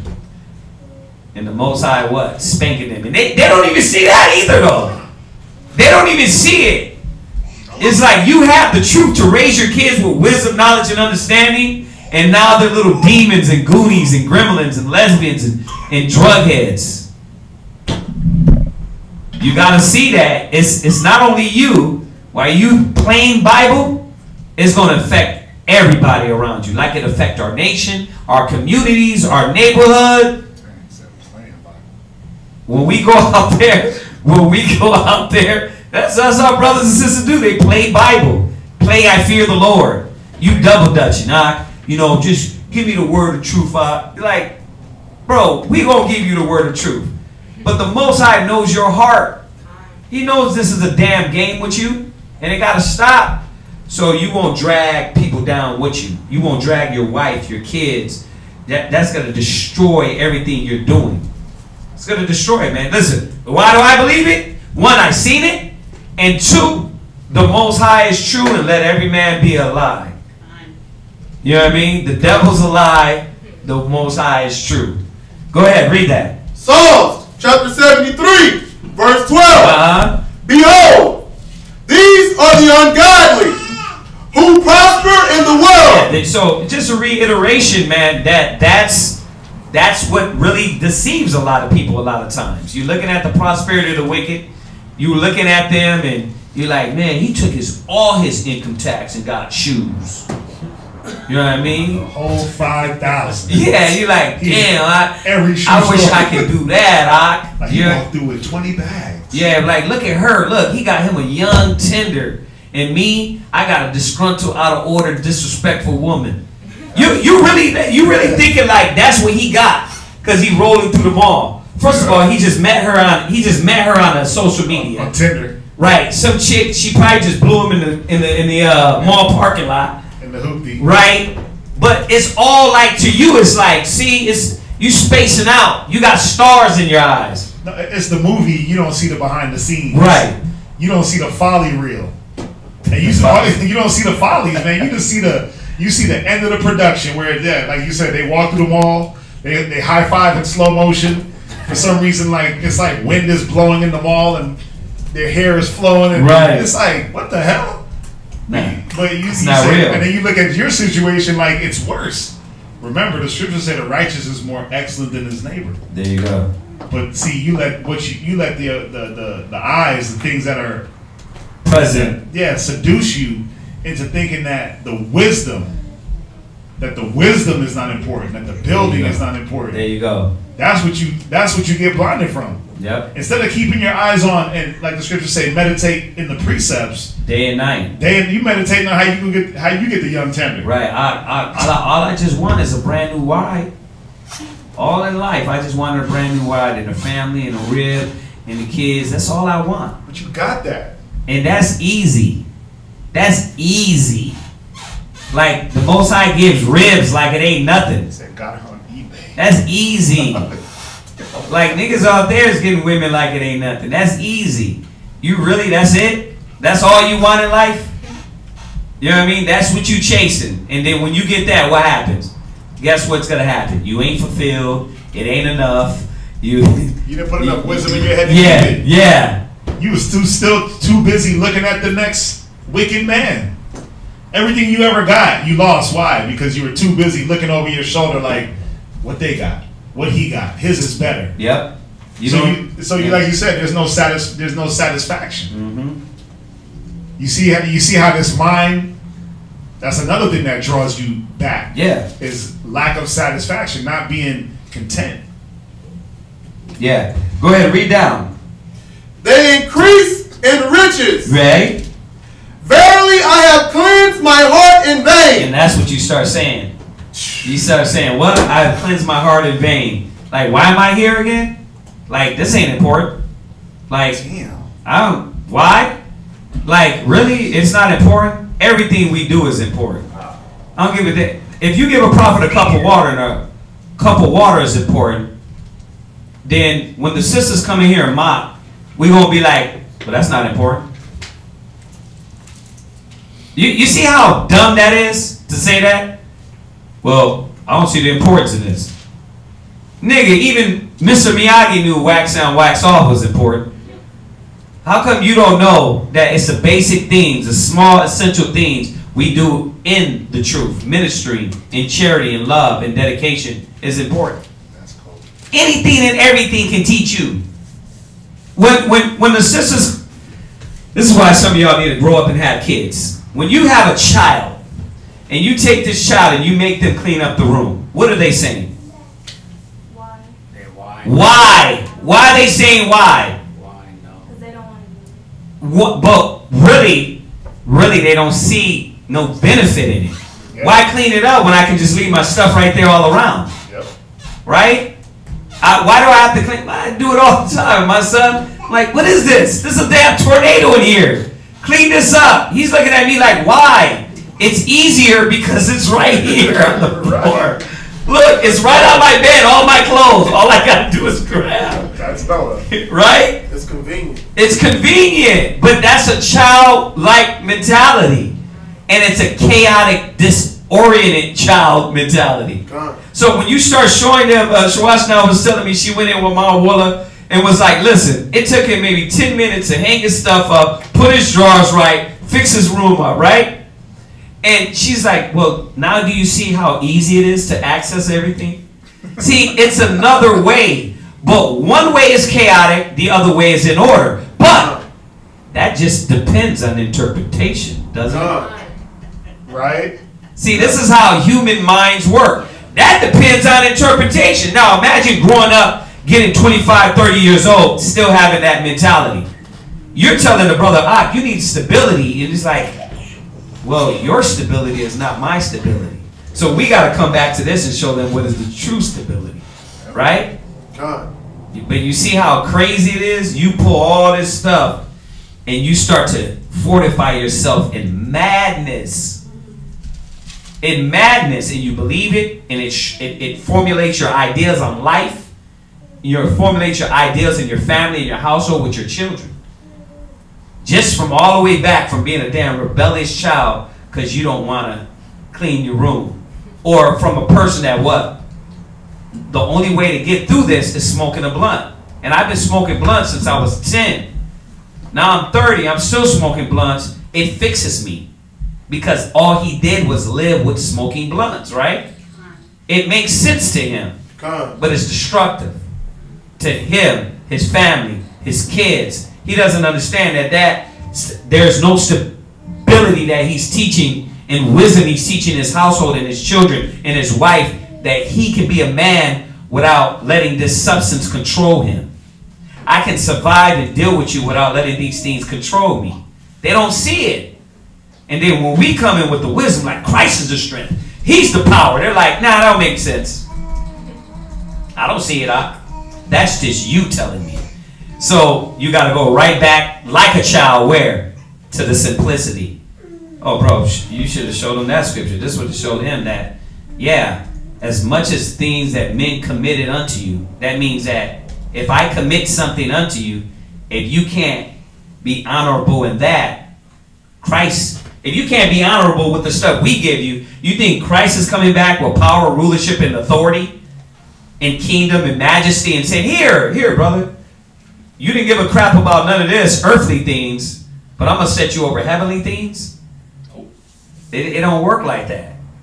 It works the way Yahushua said it's going to work. Go ahead. Come. And wash my hands in innocency. Yeah, like, why am I cleaning myself up? Why am I making myself pure? This gets you to draw back. Go ahead. Come. Verse 14. For all the day long have I been plagued. And chastened every morning. Yeah, you wake up, man. Bro, I got to be here in class. Got to study. Why I got to be in class? Why I got to do this? It's like, I'm chastening every morning. Why do I have to clean myself up again? See, because you start looking at the wicked, the prosperity of them. That's why you're thinking that way. Because if your butt was getting whipped and the Most High was breaking you down and killing people around you, then you would be like, whoa, what the heck is going on? And how many of our people are out there going through that? Family members are dying. This person's dying. That person's dying. This person's going to jail. This person got heart disease. This person got cancer. And the Most High is punishing all these people around them, and they're like, they still can't see it. They don't see the purpose of, you don't see the purpose to keep your hands clean. They don't. It's like, well, I'm going to eat, they're going to get dirty anyway. Yep. It's like a kid, man. You don't see the purpose to have those clean hands for the next person around you, for your family, for your members. Job 21:7. Yep. So, on this point, I'm saving the best for the last. On this point of the prosperity of the wicked, because we're going to show you that straight out. Yahushua said it, that this will pull you out. Read that 21:7. Job chapter 21 verse 7. Go ahead. Wherefore do the wicked live? Become old. And that's what you're looking at. You're looking at the wicked getting old. You remember when Jay-Z was just 21. Now he's a billionaire. You're like, still looking 21? Yeah, still. I done lost all my hair in his whole career. Right. And he still got a full head of nappy dreads. Right. You're looking at the wicked growing. But you don't see their kids is going to grow what they're going to grow up to see. That's how you know it. I keep telling y'all, the scriptures, the key is you look at their generations and start seeing the Will Smith, you became a faggot, now your kids is androgynous. Yeah. You see that? It's like destructive through their line. Just like us. When our kids and our families in the neighborhoods and the communities, look at them. Drug dealers, killers, murderers. See, that's how you know you're cursed. It says you're going to look at your generations. Your generations will be cursed. Go ahead. Yea, are mighty in power. Their seed is established in their sight with them. That's what you think. You think their seed is established. You think they're going to grow. The wicked think they're going to grow. They think they're never going to end. They think they're going to prosper to the end. This Yahushua is not coming back. That's all fairy tales. They've been saying that since the beginning of time, right? Go ahead. And their offspring before their eyes. Go ahead. Their houses are safe from fear. Yeah, their houses are safe from fear. You see you struggling, but them flourishing. Go ahead. But the thing is, look at all those households of these so-called celebrities or whatever. All the drama that comes out of there, all the mental abuse. Right. Think about it, man. When you do have children, I mean, like Will Smith's son talking about he ain't got no sexuality. I mean, think about that. That kid's what? How old is he? He was like 13 when he said that. He's like 18 now, 19. But he was young. He was young when he said that. For a 13-year-old to say, "I ain't got no gender," what's going on in that house? But a lot of mental torments. For him to say, "I don't want to identify with either one of you idiot parents I have." That's Hollywood, though. Hollywood is I'm raising my kids androgynous. You see Angelina Jolie's daughter? But that's a son, ain't it? No. No, he got sons, but that the girl is being raised as a boy. Yeah, Charlize Theron too. Yeah, she's doing that. And they're black. That's the sad part. Yeah, they're raising these kids to be androgynous. Yep. You know, so it's it's gonna tell us. Watch, read down. Neither is the rod of God upon them. You see that? You don't think there's no punishment. And this is where y'all start to loosen up on your zeal and your love and your dedication and your offering to the Most High. Because you're trying to wear it out. You're like, well, what's the point of me being righteous when the wicked are prosperous?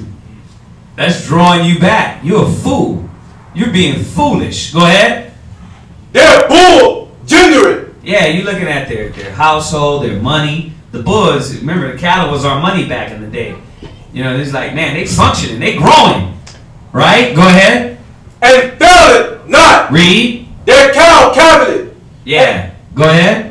And cast it not her calf. Yeah, I told y'all. All these brothers, I've been saying this. You got these brothers in Albuquerque, they figure because their families is functioning. But these niggas done turned to drugs, to tattoos all over their body with Hebrew on it. It's like, bro, now you trying to tell me I can break the commandments and I can be prosperous. That's all you're doing. You're telling me I can break the laws and willingly and be prosperous because you know better. But that's how they think. They like, none is happening to me. I'm keeping the Sabbath. Sad, man. Go ahead. They send forth their little ones like a flock. And their children dance. Read. They take the timbrel and harp. Yeah, they, like I said, they be in the mall dancing in slow motion, right? Go ahead. And rejoice at the sound of the organ. Go ahead. They spend their days in wealth. And in a moment go down to the grave. Yeah, read. Therefore they say unto God, depart from us, for we desire not the knowledge of thy ways. Yeah, so that's what the wicked do. Go ahead. What is the Almighty that we should serve him? Now, you see that?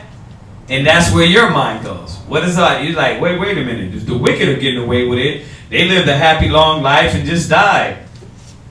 Then you come back, well, what? Read it again. What is the Almighty that we should serve him? Yeah, and that's where your mind goes. Well, what's the point? Because you err not knowing the scriptures. You're not knowing that these people are going to be punished after death. You're not knowing that their generations is going to be punished. That the Most High is going to set the righteous up and their children are going to be under us. You err. Go ahead. And what profit should we have if we pray unto him? Right. See, then you don't want to face the east. You don't want to humble. Prayer is a form of humility. I don't want to face the east. I don't want to humble. I don't want to bow to the Most High. What's the point of that? I don't need to do that. I can go get my own. And then that's when you start shutting yourself down from the Spirit. You what? You stop praying. You stop following the laws. You stop studying. And you move further and further away from the Most High, from the true Spirit. Go ahead. Lo, their good is not in their head. The counsel of the wicked is far from me. You see that? This is what's supposed to be. Lo, their good is not in their hand. The counsel of the wicked is far from their hand. Okay, jump from there. Go to Matthew's. So let's finish this point up with this one right here. Go to Matthew 13:22. Matthew chapter 13, verse 22. Go ahead. He also that receives seed among the thorns is he that heareth the word. So, now we're understanding when he said the parable of the seed and the sower. The seed was dropped and it was amongst thorns. Go ahead.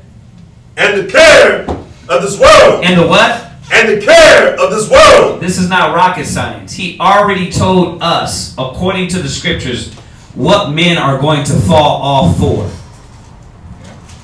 This is not like y'all make this hard.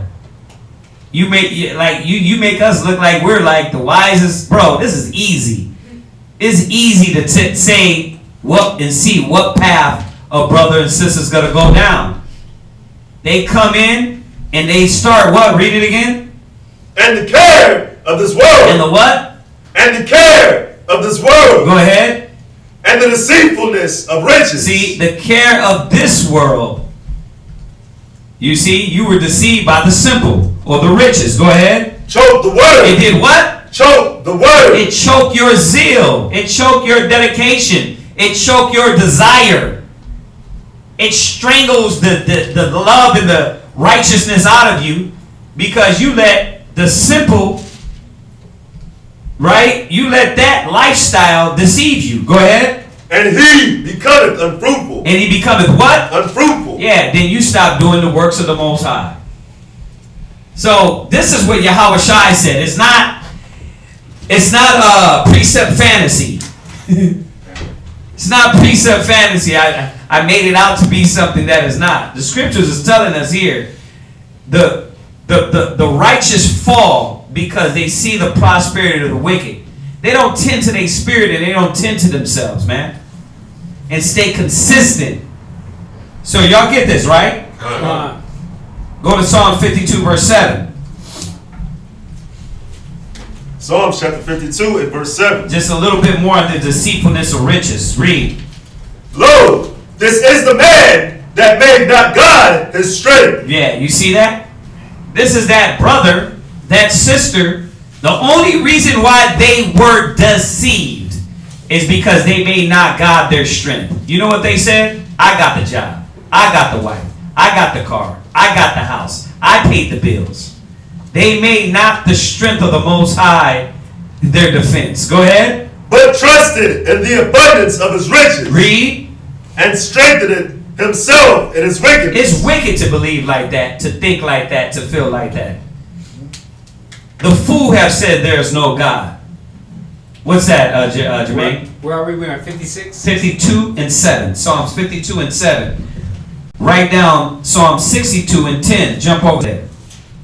Psalms chapter 62 verse 10. Go ahead. Trust not in oppression. And that's what the Most High is reminding us. Not to trust in oppression. Not to trust in that. Psalm 62 and 10. You see? And that's what you do. You trying to tell me you're going to trust America, the white man, this vision, this dream? But that's what happens. Because why? It's right in front of them. And what's the first thing it said over here in Hebrews 10:38? Now the just shall live by faith. Isn't it a coincidence that all these things obscure your faith that the Most High is doing it? It's really not a coincidence. It's that's what it is. You're obscured because your faith lacked. You didn't put your trust in the Most High. Go ahead. And become not vain in robbery. Read. If riches increase, set not your heart upon them. Go to Ecclesiastes 5 and 10. Ecclesiastes 5 and 10. Ecclesiastes 5 and 10. And then we're going to jump to the next point. Go ahead. Ecclesiastes chapter 5 and verse 10. Go ahead. He that loveth silver shall not be satisfied with silver. There you go. You're not going to be satisfied. It's not going to fill the gap. It's not going to make you whole. So what's the first reason men fall off, women fall off and draw back? Riches of the world. Some simple mentality of thinking that they're going to prosper without the Most High.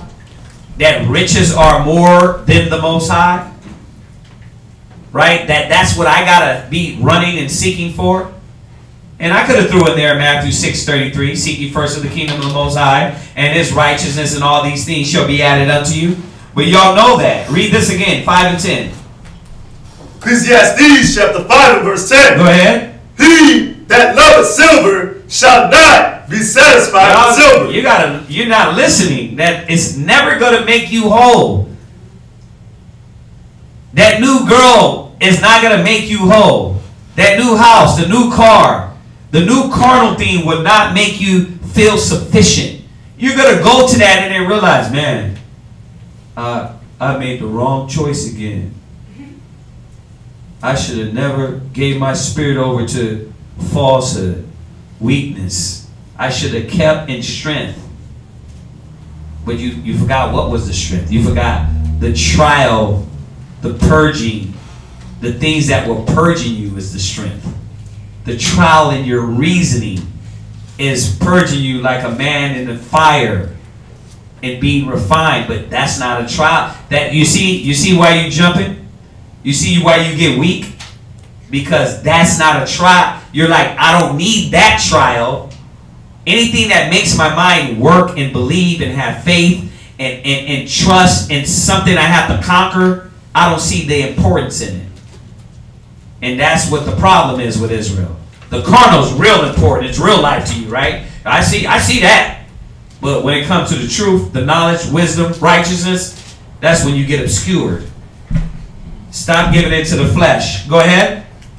Nor he that loveth abundance with increase. Go ahead. This is also vanity. Read. Verse 11. When goods increase, they are increased that eat them. You know what that means? That especially with the wicked, those goods are going to be gone. Those things will not last. Go ahead. And what good is there to the owners thereof? Save the beholding of them with their eyes. Yeah, like what's the good of it? What's the benefit of it? It eventually vanishes away, except for just seeing it. You see it there, and it's what? Gone.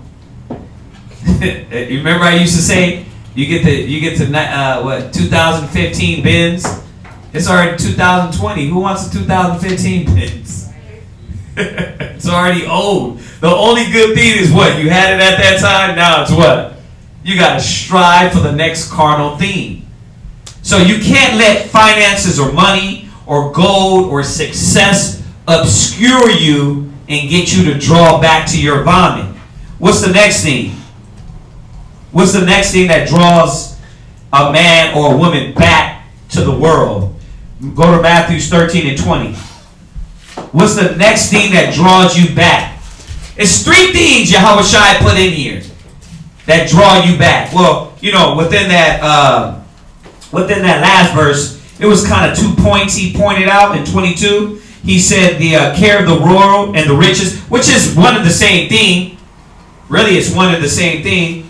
But he's going to come back and let us know what's the next thing that pulls a lot of brothers and sisters back to the world. So, if we were to diagnose this man falling off, Christ said it's going to fall up under one of these things. And listen, there is no other thing that you fall into.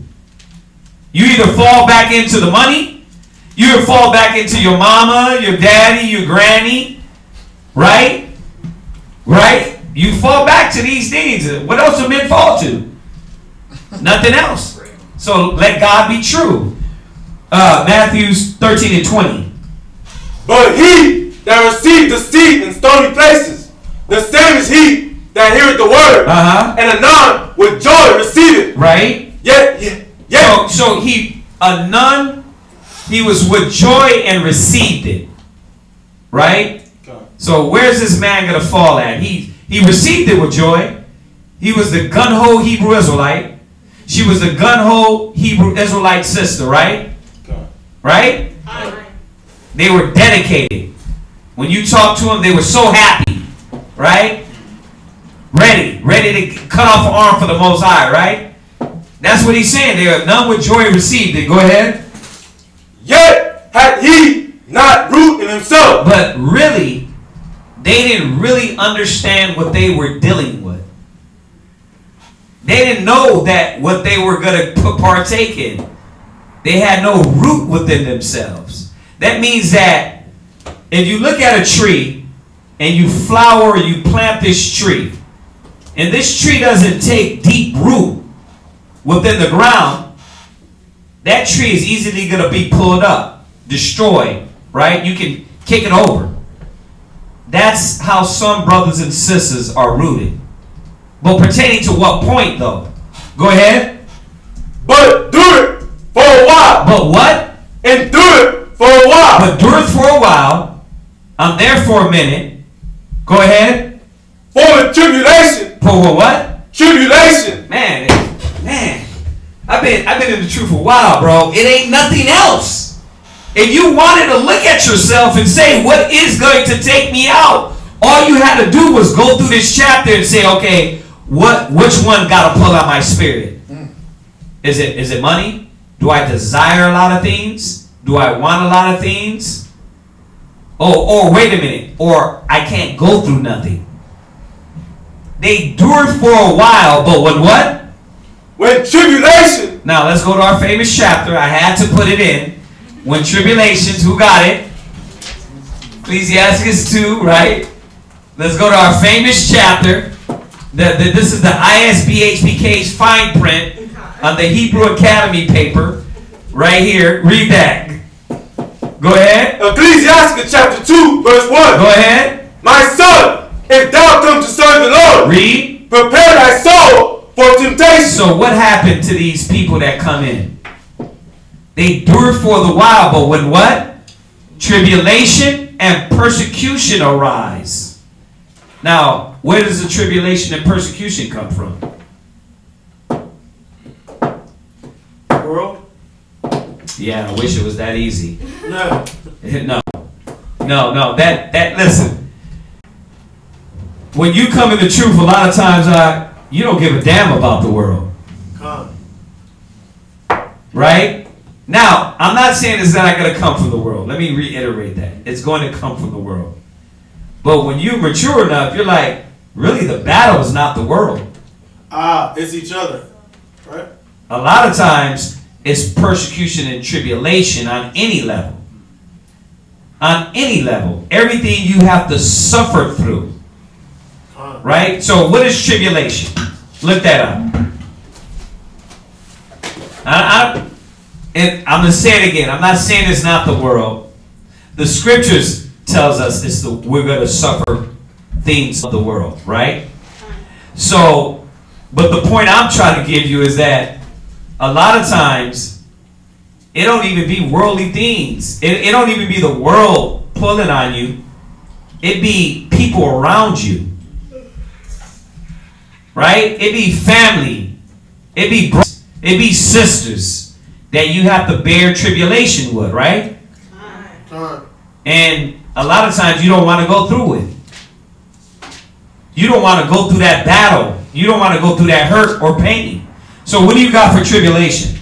I have a cause of great trouble. Right, a cause of great trouble. So yeah, you're right, the world. The world will cause you great trouble. But what else causes you great trouble, Aki? What? Oh, I got a definition. No, what else caused y'all great trouble? Distress. Distress, what else? If someone gives me advice and then my pride. So See, there you go. Now we talk about things that really work on brothers.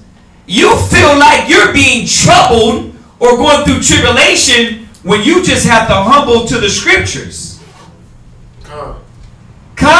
How many sisters feel like that? Like you get wisdom, but you didn't like the way it came. You feel like tribulation is happening. Damn. Oh, that's true. That's true. Hell yeah! Now I wouldn't even put that in category of tribulation, but I know your minds. Is that really a category of tribulation when you get advice? It's not a category of tribulation, but you are troubled because your mind is still battling the things of the world. So regardless of what category I want to put it in or not, you feel this tribulation, and it's a battle for you, right? And a lot of brothers and sisters break. They come to the Most High, they deal with these tribulations, and they break. You was going to say something. I was going to say kind of on that line, that battle within you, knowing what you should be doing. Knowing what you should be doing. Or wanting to do the opposite. Battling the flesh, the war within your members. A lot of times it's like that's tribulation. You know, like I said, you wouldn't categorize it like that, but for some, that really is tribulation. And they're like, man, this is too much of a weight. You know what I mean? I'm having to go to battle, they're going to war with their mind, and they're like, it's too much. Right? But what they didn't do is prepare their soul for temptation. Right? Finish that. Go ahead. Set thy heart aright. And constantly endure. Okay, we're good with that. Y'all know this chapter. What's up, I was gonna say environment. Yeah, environment, right? How many people, how many sisters, just the change feels like tribulation, right? The change feels like a battle, because now you got to watch everything about yourself. For some people, tribulation, trouble. Where's the definition? What else you got for tribulation? I got suffering. Right, how many brothers and sisters feel they are suffering because they got to change? They got to wear a dress all the time. They got to be humble. They got to watch how they talk to their husband. They got to watch how they deal with this brother, this sister. It's like, I wouldn't put that in the category of tribulation. But sheesh. But if that's tribulation for you, then you can see why it's so easy for a person to pull back into it. Yeah. Because they're like, well, I don't change the way I talk, change the way I think. Nah, I shouldn't have to do that. Right. So I'm gonna just go back to the way I thought. That's why it's a trouble to you. Yeah. What else you got for tribulation? Bad luck. Yeah. Bad luck that I found y'all. It must be my bad luck that y'all gave me those scriptures. Yeah, brothers and sisters, no, you're right. How many of y'all think the truth is bad luck? You're just like, nigga, I was better off without y'all. That's sad. It's crazy because you look at how destructive you are with the wisdom and brothers trying to work with you to get your mind right. Imagine if you didn't have no sense of even care. I know some of y'all would be dead. I know brothers, I sit right here, look at you in the face and say, some of y'all, without the wisdom of the Most High, you'd be dead. The Most High would have put you to death. Why? Because you were down the road of ignorant foolishness, madness. Abominable idolatry. Yeah, you'd be dead. Some of y'all, man, would have probably killed somebody without the Most High. And most likely it would be somebody's husband, because you're an adulterer in the flesh. And the other one, it would be drugs. I'm telling you, man. You got to see those things of the flesh, those are what's troubling you. The things of the flesh is troubling you, not the Most High.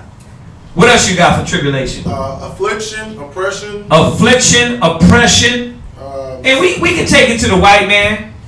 But really, when you look at the white man can't trouble me. I got the Most High on my side. You know what's really troubling me?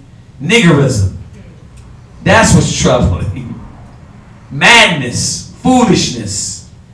You know what gets troubling with me? If in my household is out of order. That's tribulation. You see, what I'm doing for Christ, I love it.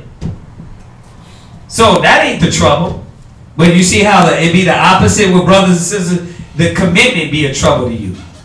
The dedication is my tribulation. Everything that you're supposed to be doing, that's my tribulation. Like you gave me it's backwards, man. Like you gave me counsel, I didn't follow it. Now I'm in tribulation. It's backwards. Your mind is backwards. Go ahead. Unhappiness. Right, that's it on that. Unhappiness. Jump back to Matthew 10:22. Read it again. Yet hath he not root in himself, and endured for a while. For the tribulation or persecution arising because of the word. Right, because of the what? The word. Right. Now, that's not only when you go pass out flyers, the cops come up and bother you and give you a ticket. Don't be narrow-minded. It's all these things that as you're trying to become more wise and built and consistent, you got to catch hell for Yahweh Shai. But why do brothers and sisters turn back? Because I don't feel I need to go through that to be a part of the Bible. Yeah, I ain't gonna root it myself. You ain't rooted. You ain't rooted. That 21. Yeah, he have no root in himself. Like you said it earlier. You didn't know what to expect when you got here. Yep. You didn't know what you were getting into, but you still didn't take the steps to say, let me ground myself. Let me get grounded. I mean, think about it, man. Anything you get into, I don't care what it is. I don't care what you do.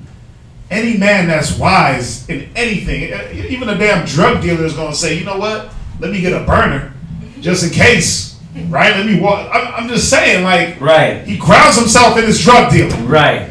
Right? He's prepared. He said, look, let me make sure I got my weapon. Let me make sure I got the right team around me. Why? Because if I'm going to be doing these drugs, selling these drugs, it's going to be some hell. Yeah, I want to at least be protected. I know it's going to be some hell out here. Yeah. But how come we don't put root in ourselves when it comes to the spiritual? Because the children of this world is wiser than the children of light. You come in the truth and then you lose your warrior senses.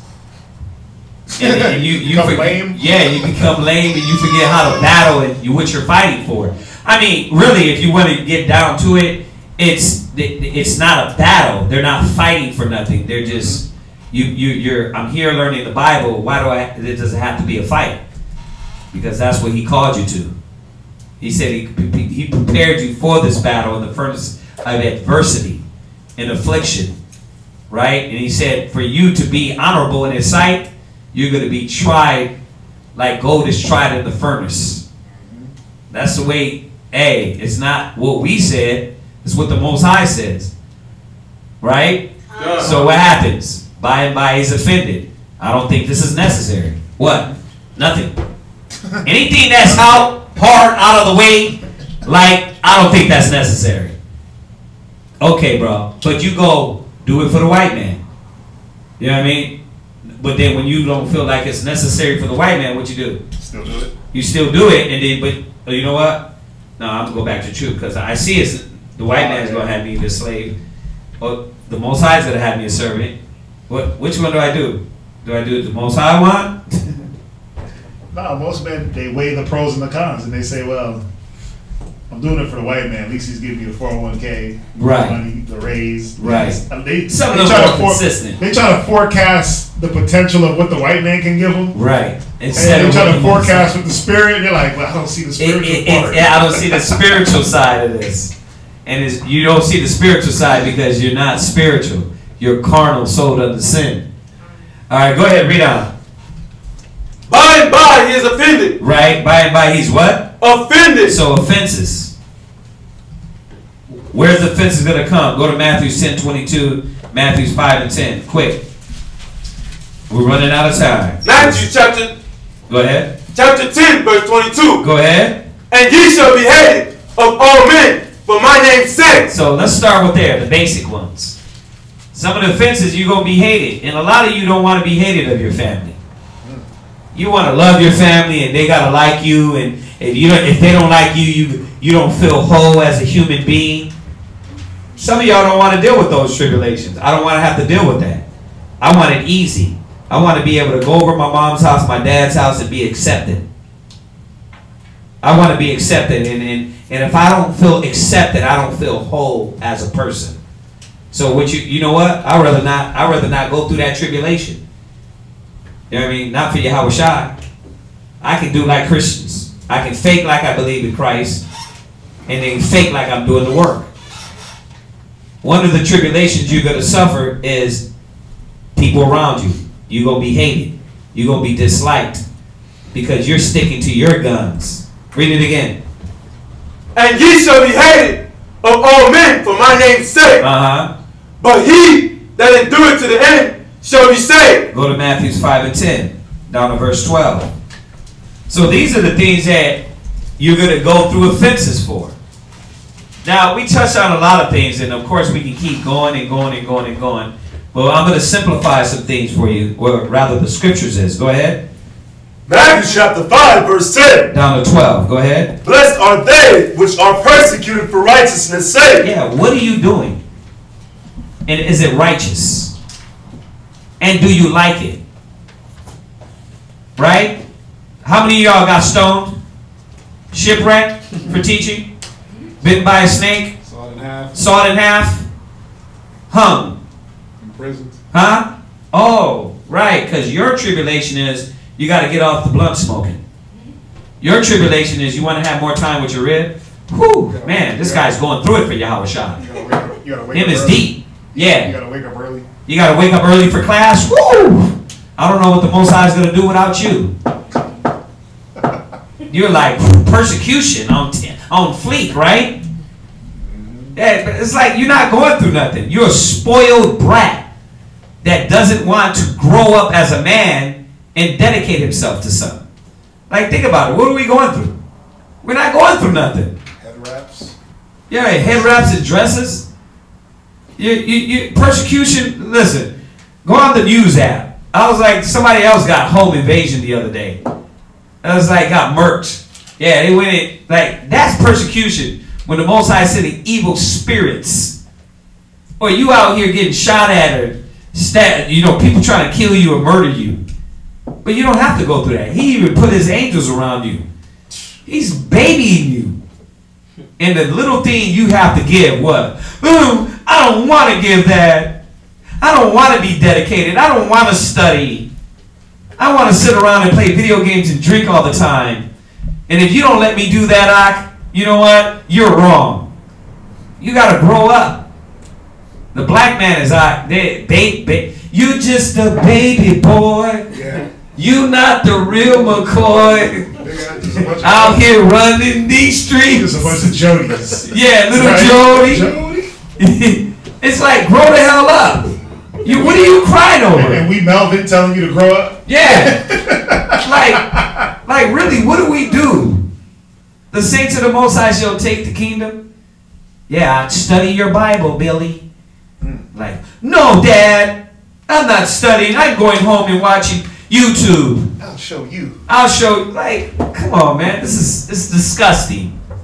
So, when you look at these real tribulations that the prophets went through, damn, do you even... I never consider myself at some point of going through what the prophets did. Nothing. Nothing. No matter how long I've been in the truth. I have not yet been through what Paul, Peter, any of the apostles or prophets been through. But you've been in 2 weeks and you swear what? You're crucified for Christ, right? You got to grow up. Go ahead. For theirs is the kingdom of heaven. Yeah, blessed are they which are persecuted for righteousness' sake. For theirs is the kingdom of heaven. Go ahead. Blessed are ye which men shall revile you. Go ahead. And persecute you. Right, and these is what we're all going to partake in. And it's your job. It's your mission. It's your life. As you accept being a servant of the Most High, you accept this. That you're going to be reviled, persecuted, hated. Go ahead. And shall say all manner of evil against you falsely. Right. For my sake. Read. Rejoice. What? And be rejoice. Complain. Rejoice. Murmur. Rejoice. Cry. Rejoice. Give up. Rejoice. Go ahead. And be exceeding glad. Read. For great is your reward in heaven. See? But see, what happened according to, jump back up here, Matthew 13 and 20. They didn't rejoice. When persecution and tribulation arise, what happened? They got irritated. No, you don't have to go there. There's the first scripture we read. Going into this point of offense. What happens? They get offended. I don't think it's necessary. I don't want to go through this. Because there's no root. They didn't come to the Most High and prepare themselves for temptation. So they don't see it's necessary. Go ahead. For so persecuted they the prophets which were before you. Go ahead. Ye are the salt of the earth. Right. So that's it on that. Go from there. Go to Matthew 10:37. These are the things that you're going to be persecuted in. That you're going to be called for. Right? Now, we've touched on a lot of the spiritual things. And like I said, I'm not going to make this the class I did over on the flesh. But those things you're going to let go. And how many of you are persecuted in the spirit for letting them go? Come on, all of us. Because you're fighting and striving against the flesh. So I didn't want to re-record what we already went over on that point. We're touching on different points right here. Go ahead. Matthew chapter 10 verse 37. He that loveth father or mother more than me is not worthy of me. Yeah, brothers don't see that. You cannot put your family before the Most High and Yahweh Shai. Now, what does this mean to you? What does this mean to you, y'all?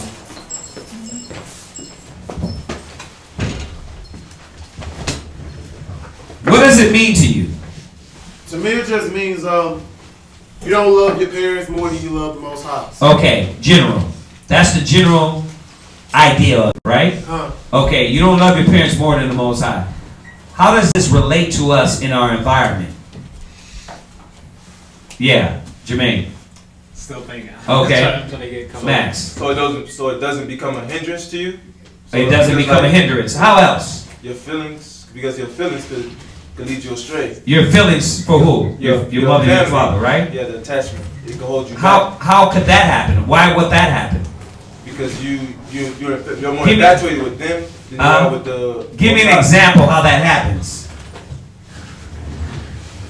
I gotta think about that. Give me an example. Well, you got something, Bree? Well, for me, because my family want me to live my life the way they want me to. Your family wants and got their ideal on how you supposed to be and live your life, and Yahweh Shai wants you to live it the way he said, right? Okay, good. Now we're touching on it. What else? What does it mean to you that if any man love father, mother, brother, sister more than me is not worth me? What does that mean? Yeah, what does that mean to you? Because if you love them more than the Most High, you'll start. Okay, let me ask another question. How do we put this and bring this to reality? Because we know that's psychological, right? Well, how have you ever been in an environment or in a situation to where you had to put Christ before your mother and your father? Kind of like Thanksgiving. Well, you know. Okay, like Thanksgiving. Now there we go. Like Thanksgiving. What happened? I'm not celebrating it, but it's I love my family. I want to be around my family. So right. Showing the example, you acquiesce to them, and that's going against the Most High. Right. There you go. So they can throw the guilt trip on you and say, "Oh, you're not gonna come over here and be with us for Thanksgiving." Yeah, this is the only time we get together. Right. They try to hit you with the guilt trip. Right. Oh, you're not gonna go Christmas, the only time we get together. Everybody's off, your grandmama's in town. Right. Grandpapa came he drove all the way from Louisiana to see you. Right. Why I gotta be Louisiana? I don't know. Hey, that's the closest, right? Yeah. Hey, what does this mean to you, Lamont? Just like, I guess your family, you know, your family, you've been around them for so long, like you grow up with them, so it's hard to kind of transition to people you didn't grow up with. It's like, you know, almost like the memories. It's like the memories. I like that. See, I like that. You're going a little deeper to where you have this building, this you're family oriented. You got this theme with your family. Now, Yahweh Shai is telling you, you can't love them more than me. But what does that mean, love him more than me? He gave a little snippet of it when it comes to Thanksgiving, right? You know, they want you to do one thing, and you don't need to be a part of that. What else? Go ahead. I was thinking your family, like Christianity, indoctrinates you a certain way. Okay. And it's like you move away from that, and they are still on that same vein. Mm-hmm. And there's this constant division. That is, if it is a division. I'm asking along the lines of why a lot of brothers and sisters break to it. See, the point of this is, why do people draw back? How many people draw back because their family got a strong pull on them, and the idea and the comfort and the notoriety of it will pull your spirit, and the guilt of not loving your family to the potential that's needed. How many brothers and sisters go through that? Hey, we need you. We finna move out to such and such. You know, you ready to roll? No, I can't. Why? Because mama My family always said life is like a box of chocolates. And she said, for me, I can't go nowhere. You see my point? Now, you see that example I use, right? Okay, we're finna go out here and do this. Peter tells John, or Paul tells Timothy, hey, we're finna head out to Cappadocia. We need you to roll with us. Well, my mama said, you see that? It's a spirit that pulls at you to be like, well, Paul, why is it necessary for me to go to Cappadocia when I can do the work here, right here in Bithynia? Why? You know, I got all my family here. It's convenient for me. It's easy for me. You see that? See, there's a manipulation of the thought process. That's why I said when we really talk about it, see, when you generalize, yeah, love not mother and father, bruh, I can tell you, brothers don't even know what the hell that, you can see a lot of people don't know what that means. They just mean, yeah, don't put Christ, you know what I mean, before. But what does that mean? There's a guilt trip working through mom and dad that pulls at you, that when it's time for you to commit, your heartstrings, you're like, no, my brother, my sister, my cousin's here, you know what I mean, I can't do that. Because that got to pull on you more than the spirit. Their approval, right? Their acknowledgement. Yeah. Right, so it pulls at you. And you're like, man, every Sunday, you know what I mean, Zion, you go up there, you mow the lawn for your dad, you know what I mean? And he looks at you and he says, son, good job, man. I missed you. Right? I miss having you around, son. Right, but now he has to say, okay, I got to make this choice. Either mow this lawn every Sunday and keep that connection with my dad, or give it up. Give up my mowing the lawn and connect with him on the phone. But what are you giving up, though? Right. What are you giving up? Who knows? What are you giving up? We read it. See, y'all don't want to admit it. Faith. No. What are you giving up when you say, I'm not going to mow the lawn, I'm not going to go do the Thanksgiving, I'm not going to cater to my family? What are you really giving up? Say it. We read it earlier. It was one of the first scriptures. What is it? Is it the entanglement of the world? It's that, but it's the weak and beggarly elements. Yeah. You're giving up what you thought was family. Who is my mother? Who is my my brother? See, your perception of family was wrong. Right. Now your perception of dedication. See, because he knows that I'm dedicated to doing that, because that creates my bond with my mother and my father. But I'm not going to be able to do that now. If Paul's needed me over here, then I need to, damn, I'm going to have to stop doing that. Now what happens? When persecution and tribulation arise for the truth, by and by he's what? Oh, bro, hold on. No, how it is, but he's offended. But it's like, Paul, you got me going over there, not the Most High. You know what I mean? So now it's when people draw back, nobody's saying, brother, I'm going back to serve the devil. What they're saying is, a lot of times they go through and they don't look at these scriptures and the requirement of what it is to give. I'm trying to tell y'all from personal experience. I've had brothers tell me, I have men that are doing what we're doing, teaching, taught many brothers. They went back to the damn cigars, tattoos, and cookouts. You know, it's funny, but it's sad. Yeah. But you know what they're saying? Well, because I'm not doing what you're doing. That's the manipulative spirit, because it's not what I was doing. First of all, you got me to do what you were doing. You were the teacher. You were the teacher. You told me and you showed me the scriptures. But now it's like, no, you don't really got to do that to be in Christ, which is BS.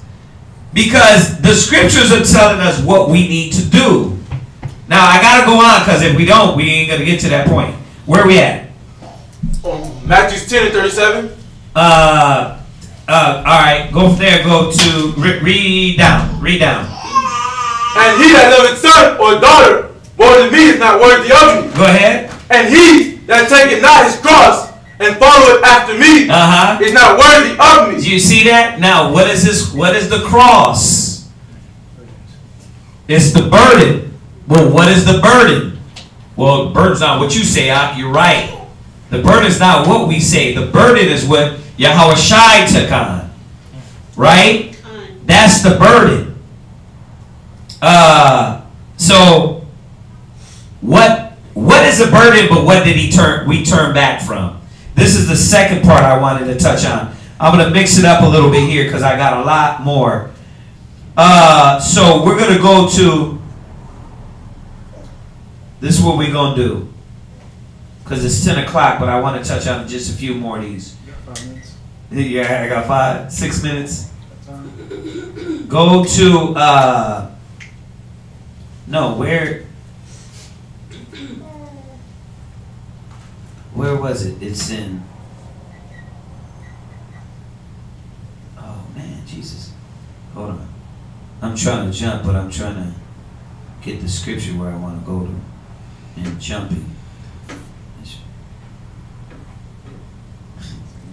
More, yeah, kind. Right.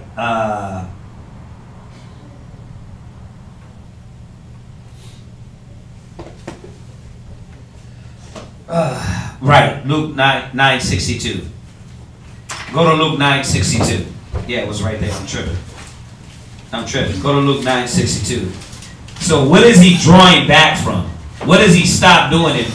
What did the offense, the money, the world, the cares of the world, mama, daddy, and all these things stop him from doing? Stop her from doing. Now this is the second part. We read one part where it says, the just shall live by faith. And anybody draw back from that faith, Most High and what? But check this out. This is the second part, what he draws back from. And this is what these brothers don't understand. You went to barbecue status and you forgot what the Most High said drawing back was. Luke 9:62. Come. Luke chapter 9, verse 62. And Yahweh said unto him, no man, having put his hand to the plow. What is the plow? The work. So you see, it ain't all about, oh, you know what, I have faith, I stopped eating pork. No. There's 2 points of drawing back that the Bible points out. Drawing back in faith and drawing back in works. So you're plowing, you're working, you're doing this. Like I said, I'm like, bro, you got the wisdom and knowledge to go teach in other countries and states, but you drew so far back that you said, oh, that's not necessary. When I pop up at the gym and I'm doing my own thing, I'll just give them a flyer. I give them my YouTube channel. Yeah, it's like, bro, you got the power to go sacrifice and give up and lose and take here and go. I was like, I'm looking at these guys, my elders, brothers that talk. I was like, now you're just like, oh, that's not necessary.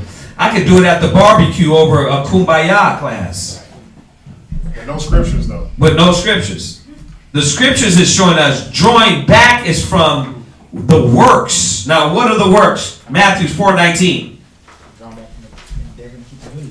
Yeah. I'm doing the work. Right. By yourself. We can go there too. We can go there. I'm gonna hit these and then we can touch on that. Matthew 4:19. James 5:19. Matthew chapter 4, verse 19. Go ahead. Whosoever therefore shall break one of these least commandments. Matthew 4:19. Yeah. Matthew 4:19. Is he at the right place? No, Matthew 5:19. You're Matthew 5:19. Somebody pick up. Come. 4:19. Matthew 4, verse 19. Go ahead. And he said unto them, follow me, and I will make you fishers of men. Right. So what are you drawing back from?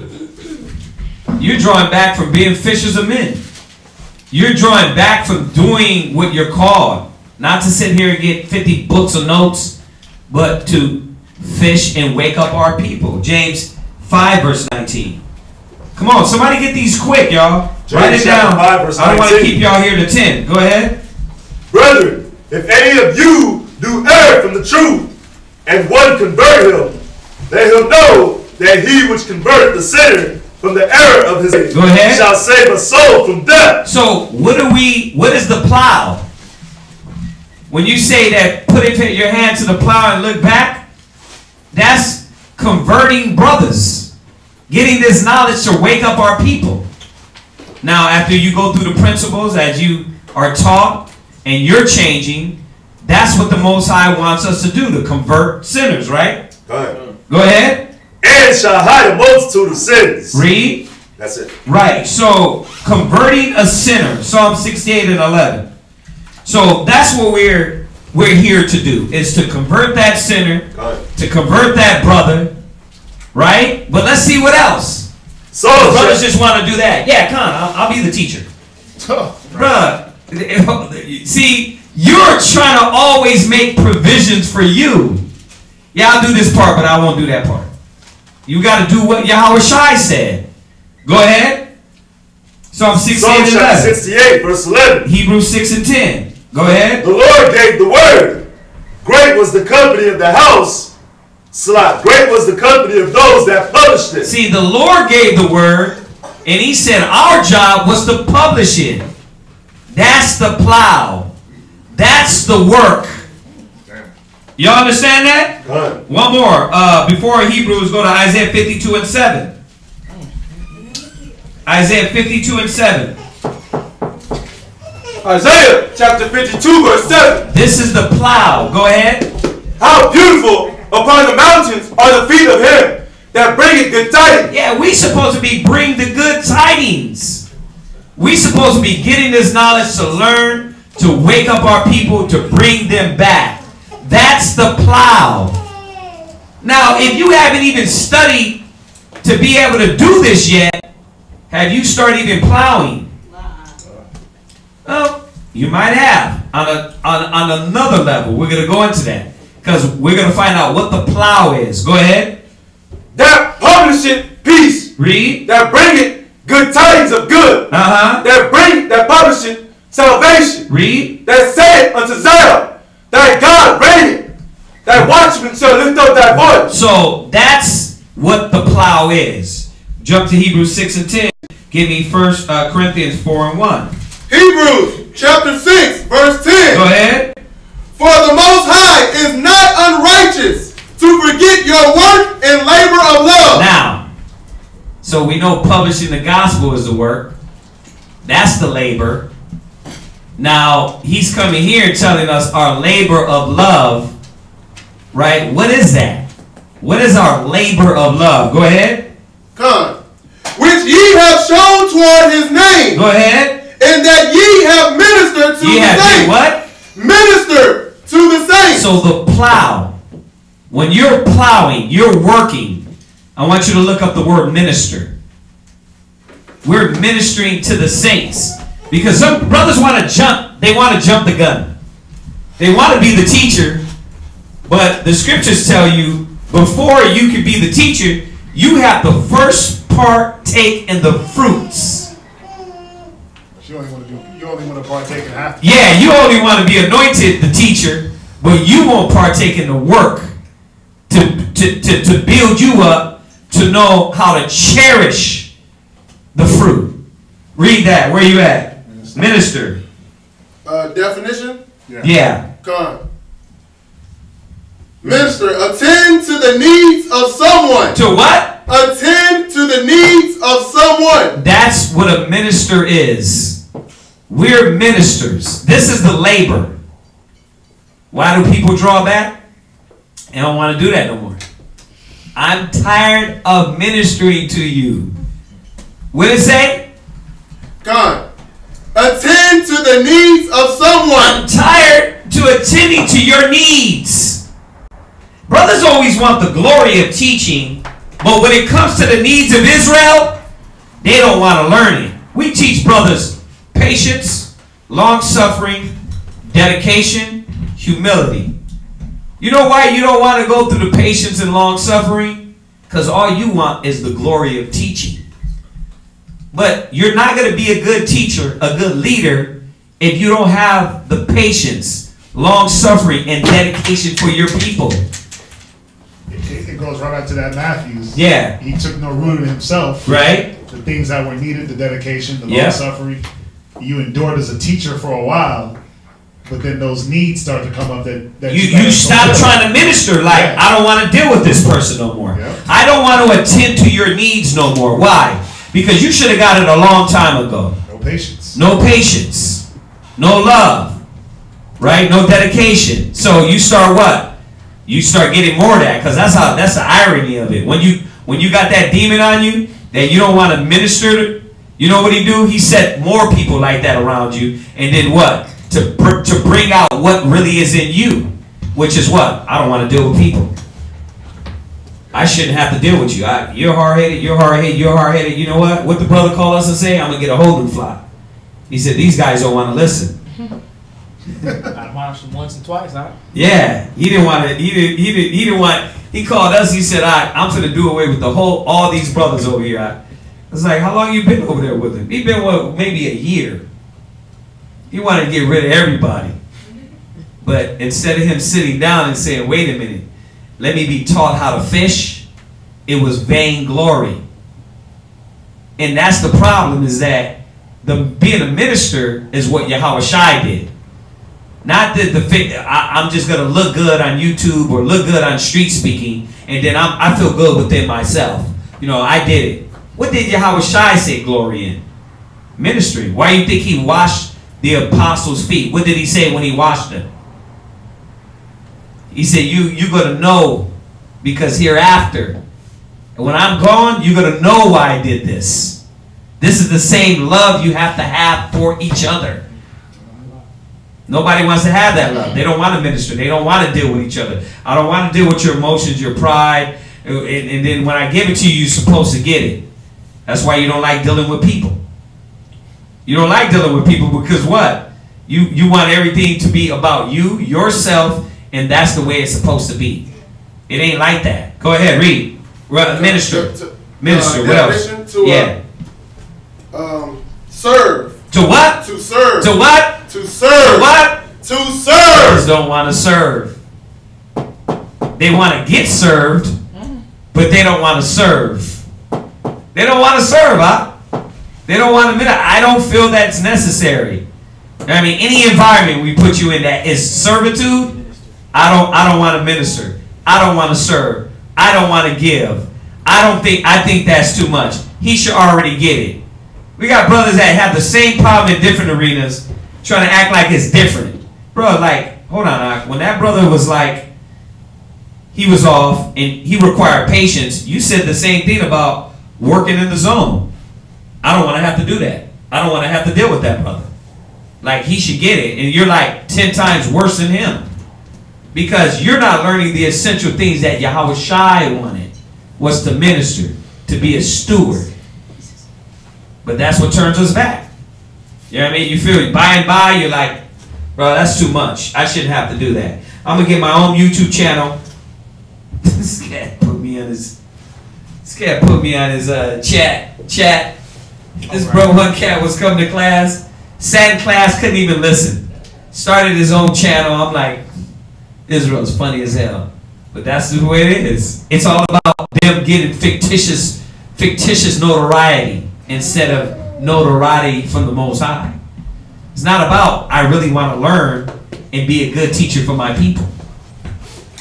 See, that's the sadness of the state of Israel we're in. But if we're going to serve the Most High, it got to be correct. Go ahead, read. To accommodate. To accommodate. You don't want to accommodate people.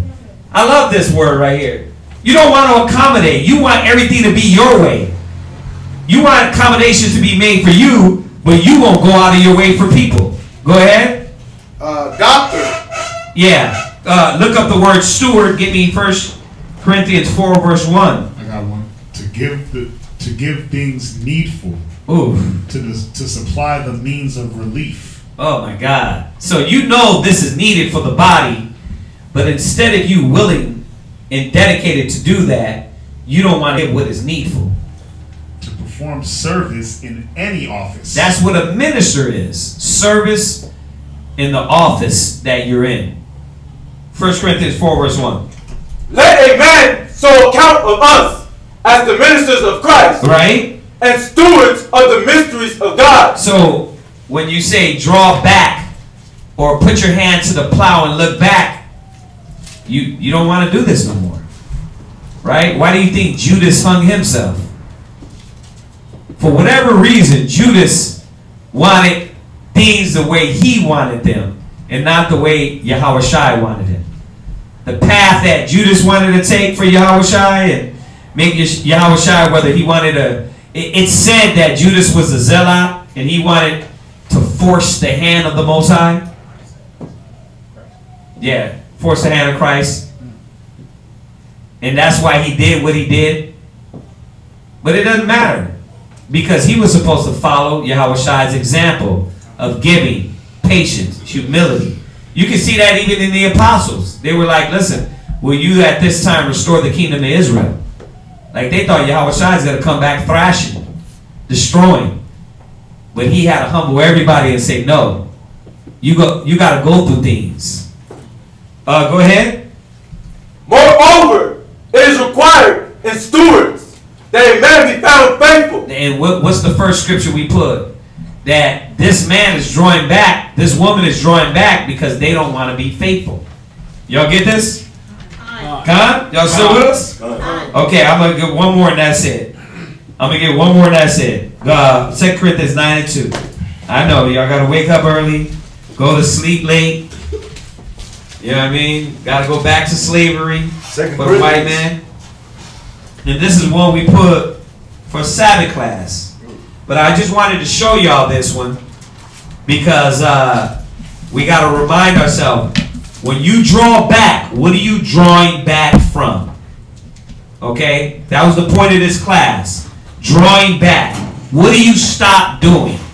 Okay? Go ahead, read that. 2 Corinthians chapter 9, verse 2. 12. Verse 12. Uh-huh. For the administration of the service. Right. See, what we draw back from is administering this service. Administering the work. Read. Not only supply the want of the saints. See, that's what we draw back from. It ain't about the saints no more. It ain't about the body. It ain't about the nation. It ain't about the school. It ain't about my family. It ain't about, it's about me. And I'm worried about me. I'm not worried about the supply to the saints. Go ahead. But it's abundant also by many thanksgivings unto God. In return, you don't want to give the Most High thanksgiving because what is the greatest thing that a man can do? Lay down his life for his brother. Lay down his life for his brethren. How you going to lay down? I'll lay down my life, but you can't to him. You can't minister him. You can't be a steward to him. You can't dedicate yourself. You're not going to lay down your life for your brother. Go ahead. Verse 13. That's it. Yeah, 13. Go ahead. Whilst by the experiments of this ministration, they glorify God for your professed subjection. See, and that's what we're supposed to be looking at. The professed subjection to the ministry. That's what the work is. When people look at us, they look at us for the work. Look at all the Israelite schools in the four corners of the earth. What do you look at them for? Their work. The works they do, going out in these streets, teaching the word of the Most High. Right? Uniting, gathering. Is that not what we're here for do? Go ahead. Unto the gospel of Christ. Uh-huh. And for your liberation, and for your liberal distribution. For your liberal distribution. And that's what everything we're doing. I don't care if it's sewing, mopping, you sisters. I point out what the sisters do too to remind you that your works are good. But your liberal distribution is what the Most High wants. Your distributing of your headbands, your garments, the distributing of the flyers, the street speakings, that's what the Most High wants. Right? Go ahead. And unto all men. And unto all men. So, like I said, you know how it goes. We got more, but I'm not going to go to another 30 minutes. Do y'all have any questions on that topic? Do we got any questions online on the topic? What was the scripture in Isaiah? the scripture in Isaiah 52:7. Isaiah 52:7. 52:7. Yeah.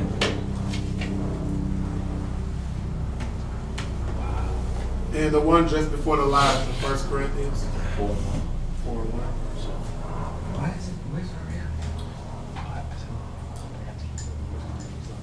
Oh, gotcha. Okay. Yeah, okay. Y'all got those? Okay. Anybody got any questions on that topic? Yeah. So when you were talking about how when we were going over the scripture about not loving mother, father more than Yahushua. Right. And you talked about the manipulating and that spirit. Yeah. That manipulating spirit. That manipulating spirit, is that not really like our parents? Or like, you know what I'm saying? Like, is that a spirit? Are we supposed to see them as a spirit and not really our parents? Well, we're supposed to see them for them being destroyed for the lack of knowledge, and they just don't understand. That's why Christ, what he told his mom, woman, how much longer I suffer you? Meaning that, come on now. Like, I got a whole different mission. You don't understand my mission. Right? So you kind of look at them, you still respect them, but you look at it and know, okay, they don't understand what I'm doing or what I'm on. And that's how Yahushua did. So is it spirits? It can be a spirit if you let the guilt trip work on you. But now when you're clear, you're like, okay, mom, all right now. All right, I'll see you, love you.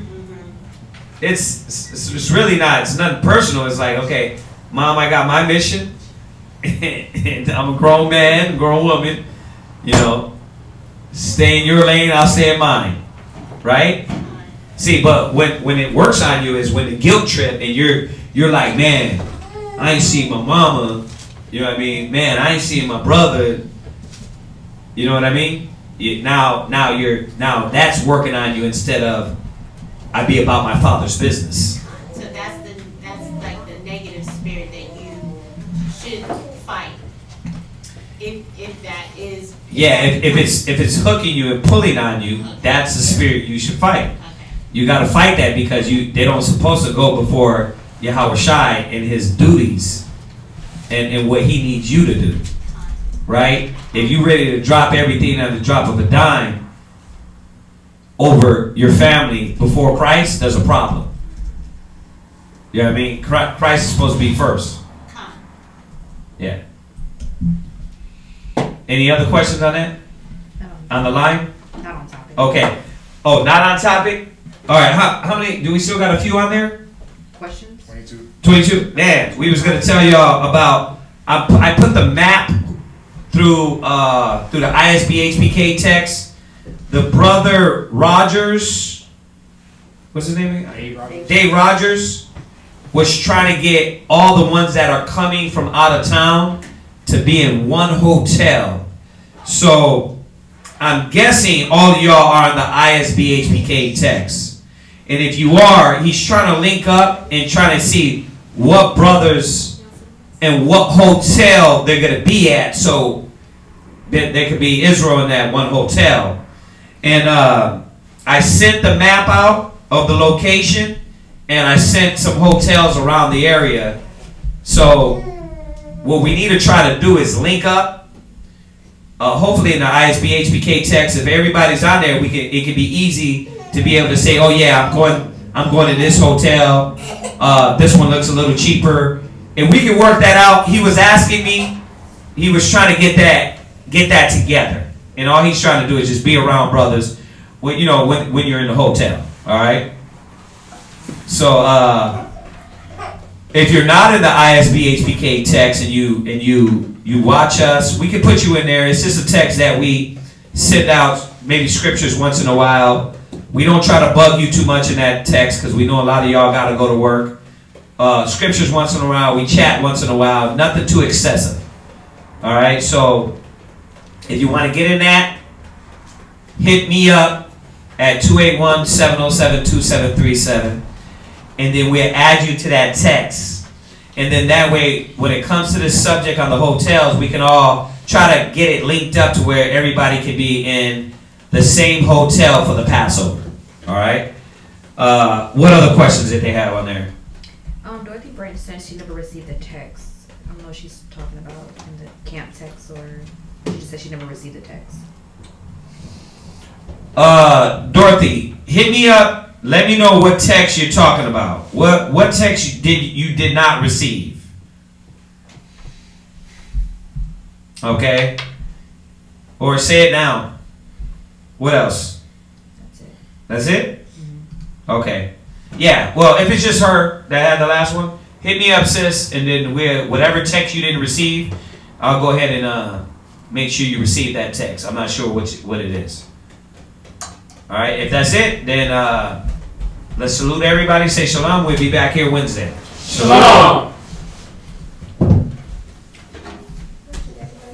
Jesus is real, but you devils taught lies on Christ. So many lies that when we come with the truth, people think that the lies is the truth and that the truth is the lie. Who changed the truth for God into a lie? In English, Jesus Christ. In Hebrew, it's Yahweh. So do or die. The immaculate conception is deception. Along with the myth of giving gifts on December 25th. Christmas is Satan's clause, the birth of Nimrod, and not the son of God. To you was kind of odd. On the Passover, Christ was born in the spring. So now we bring the truth about the King of Kings. That's Black Jesus and not Caesar Borgias. And the facts can't be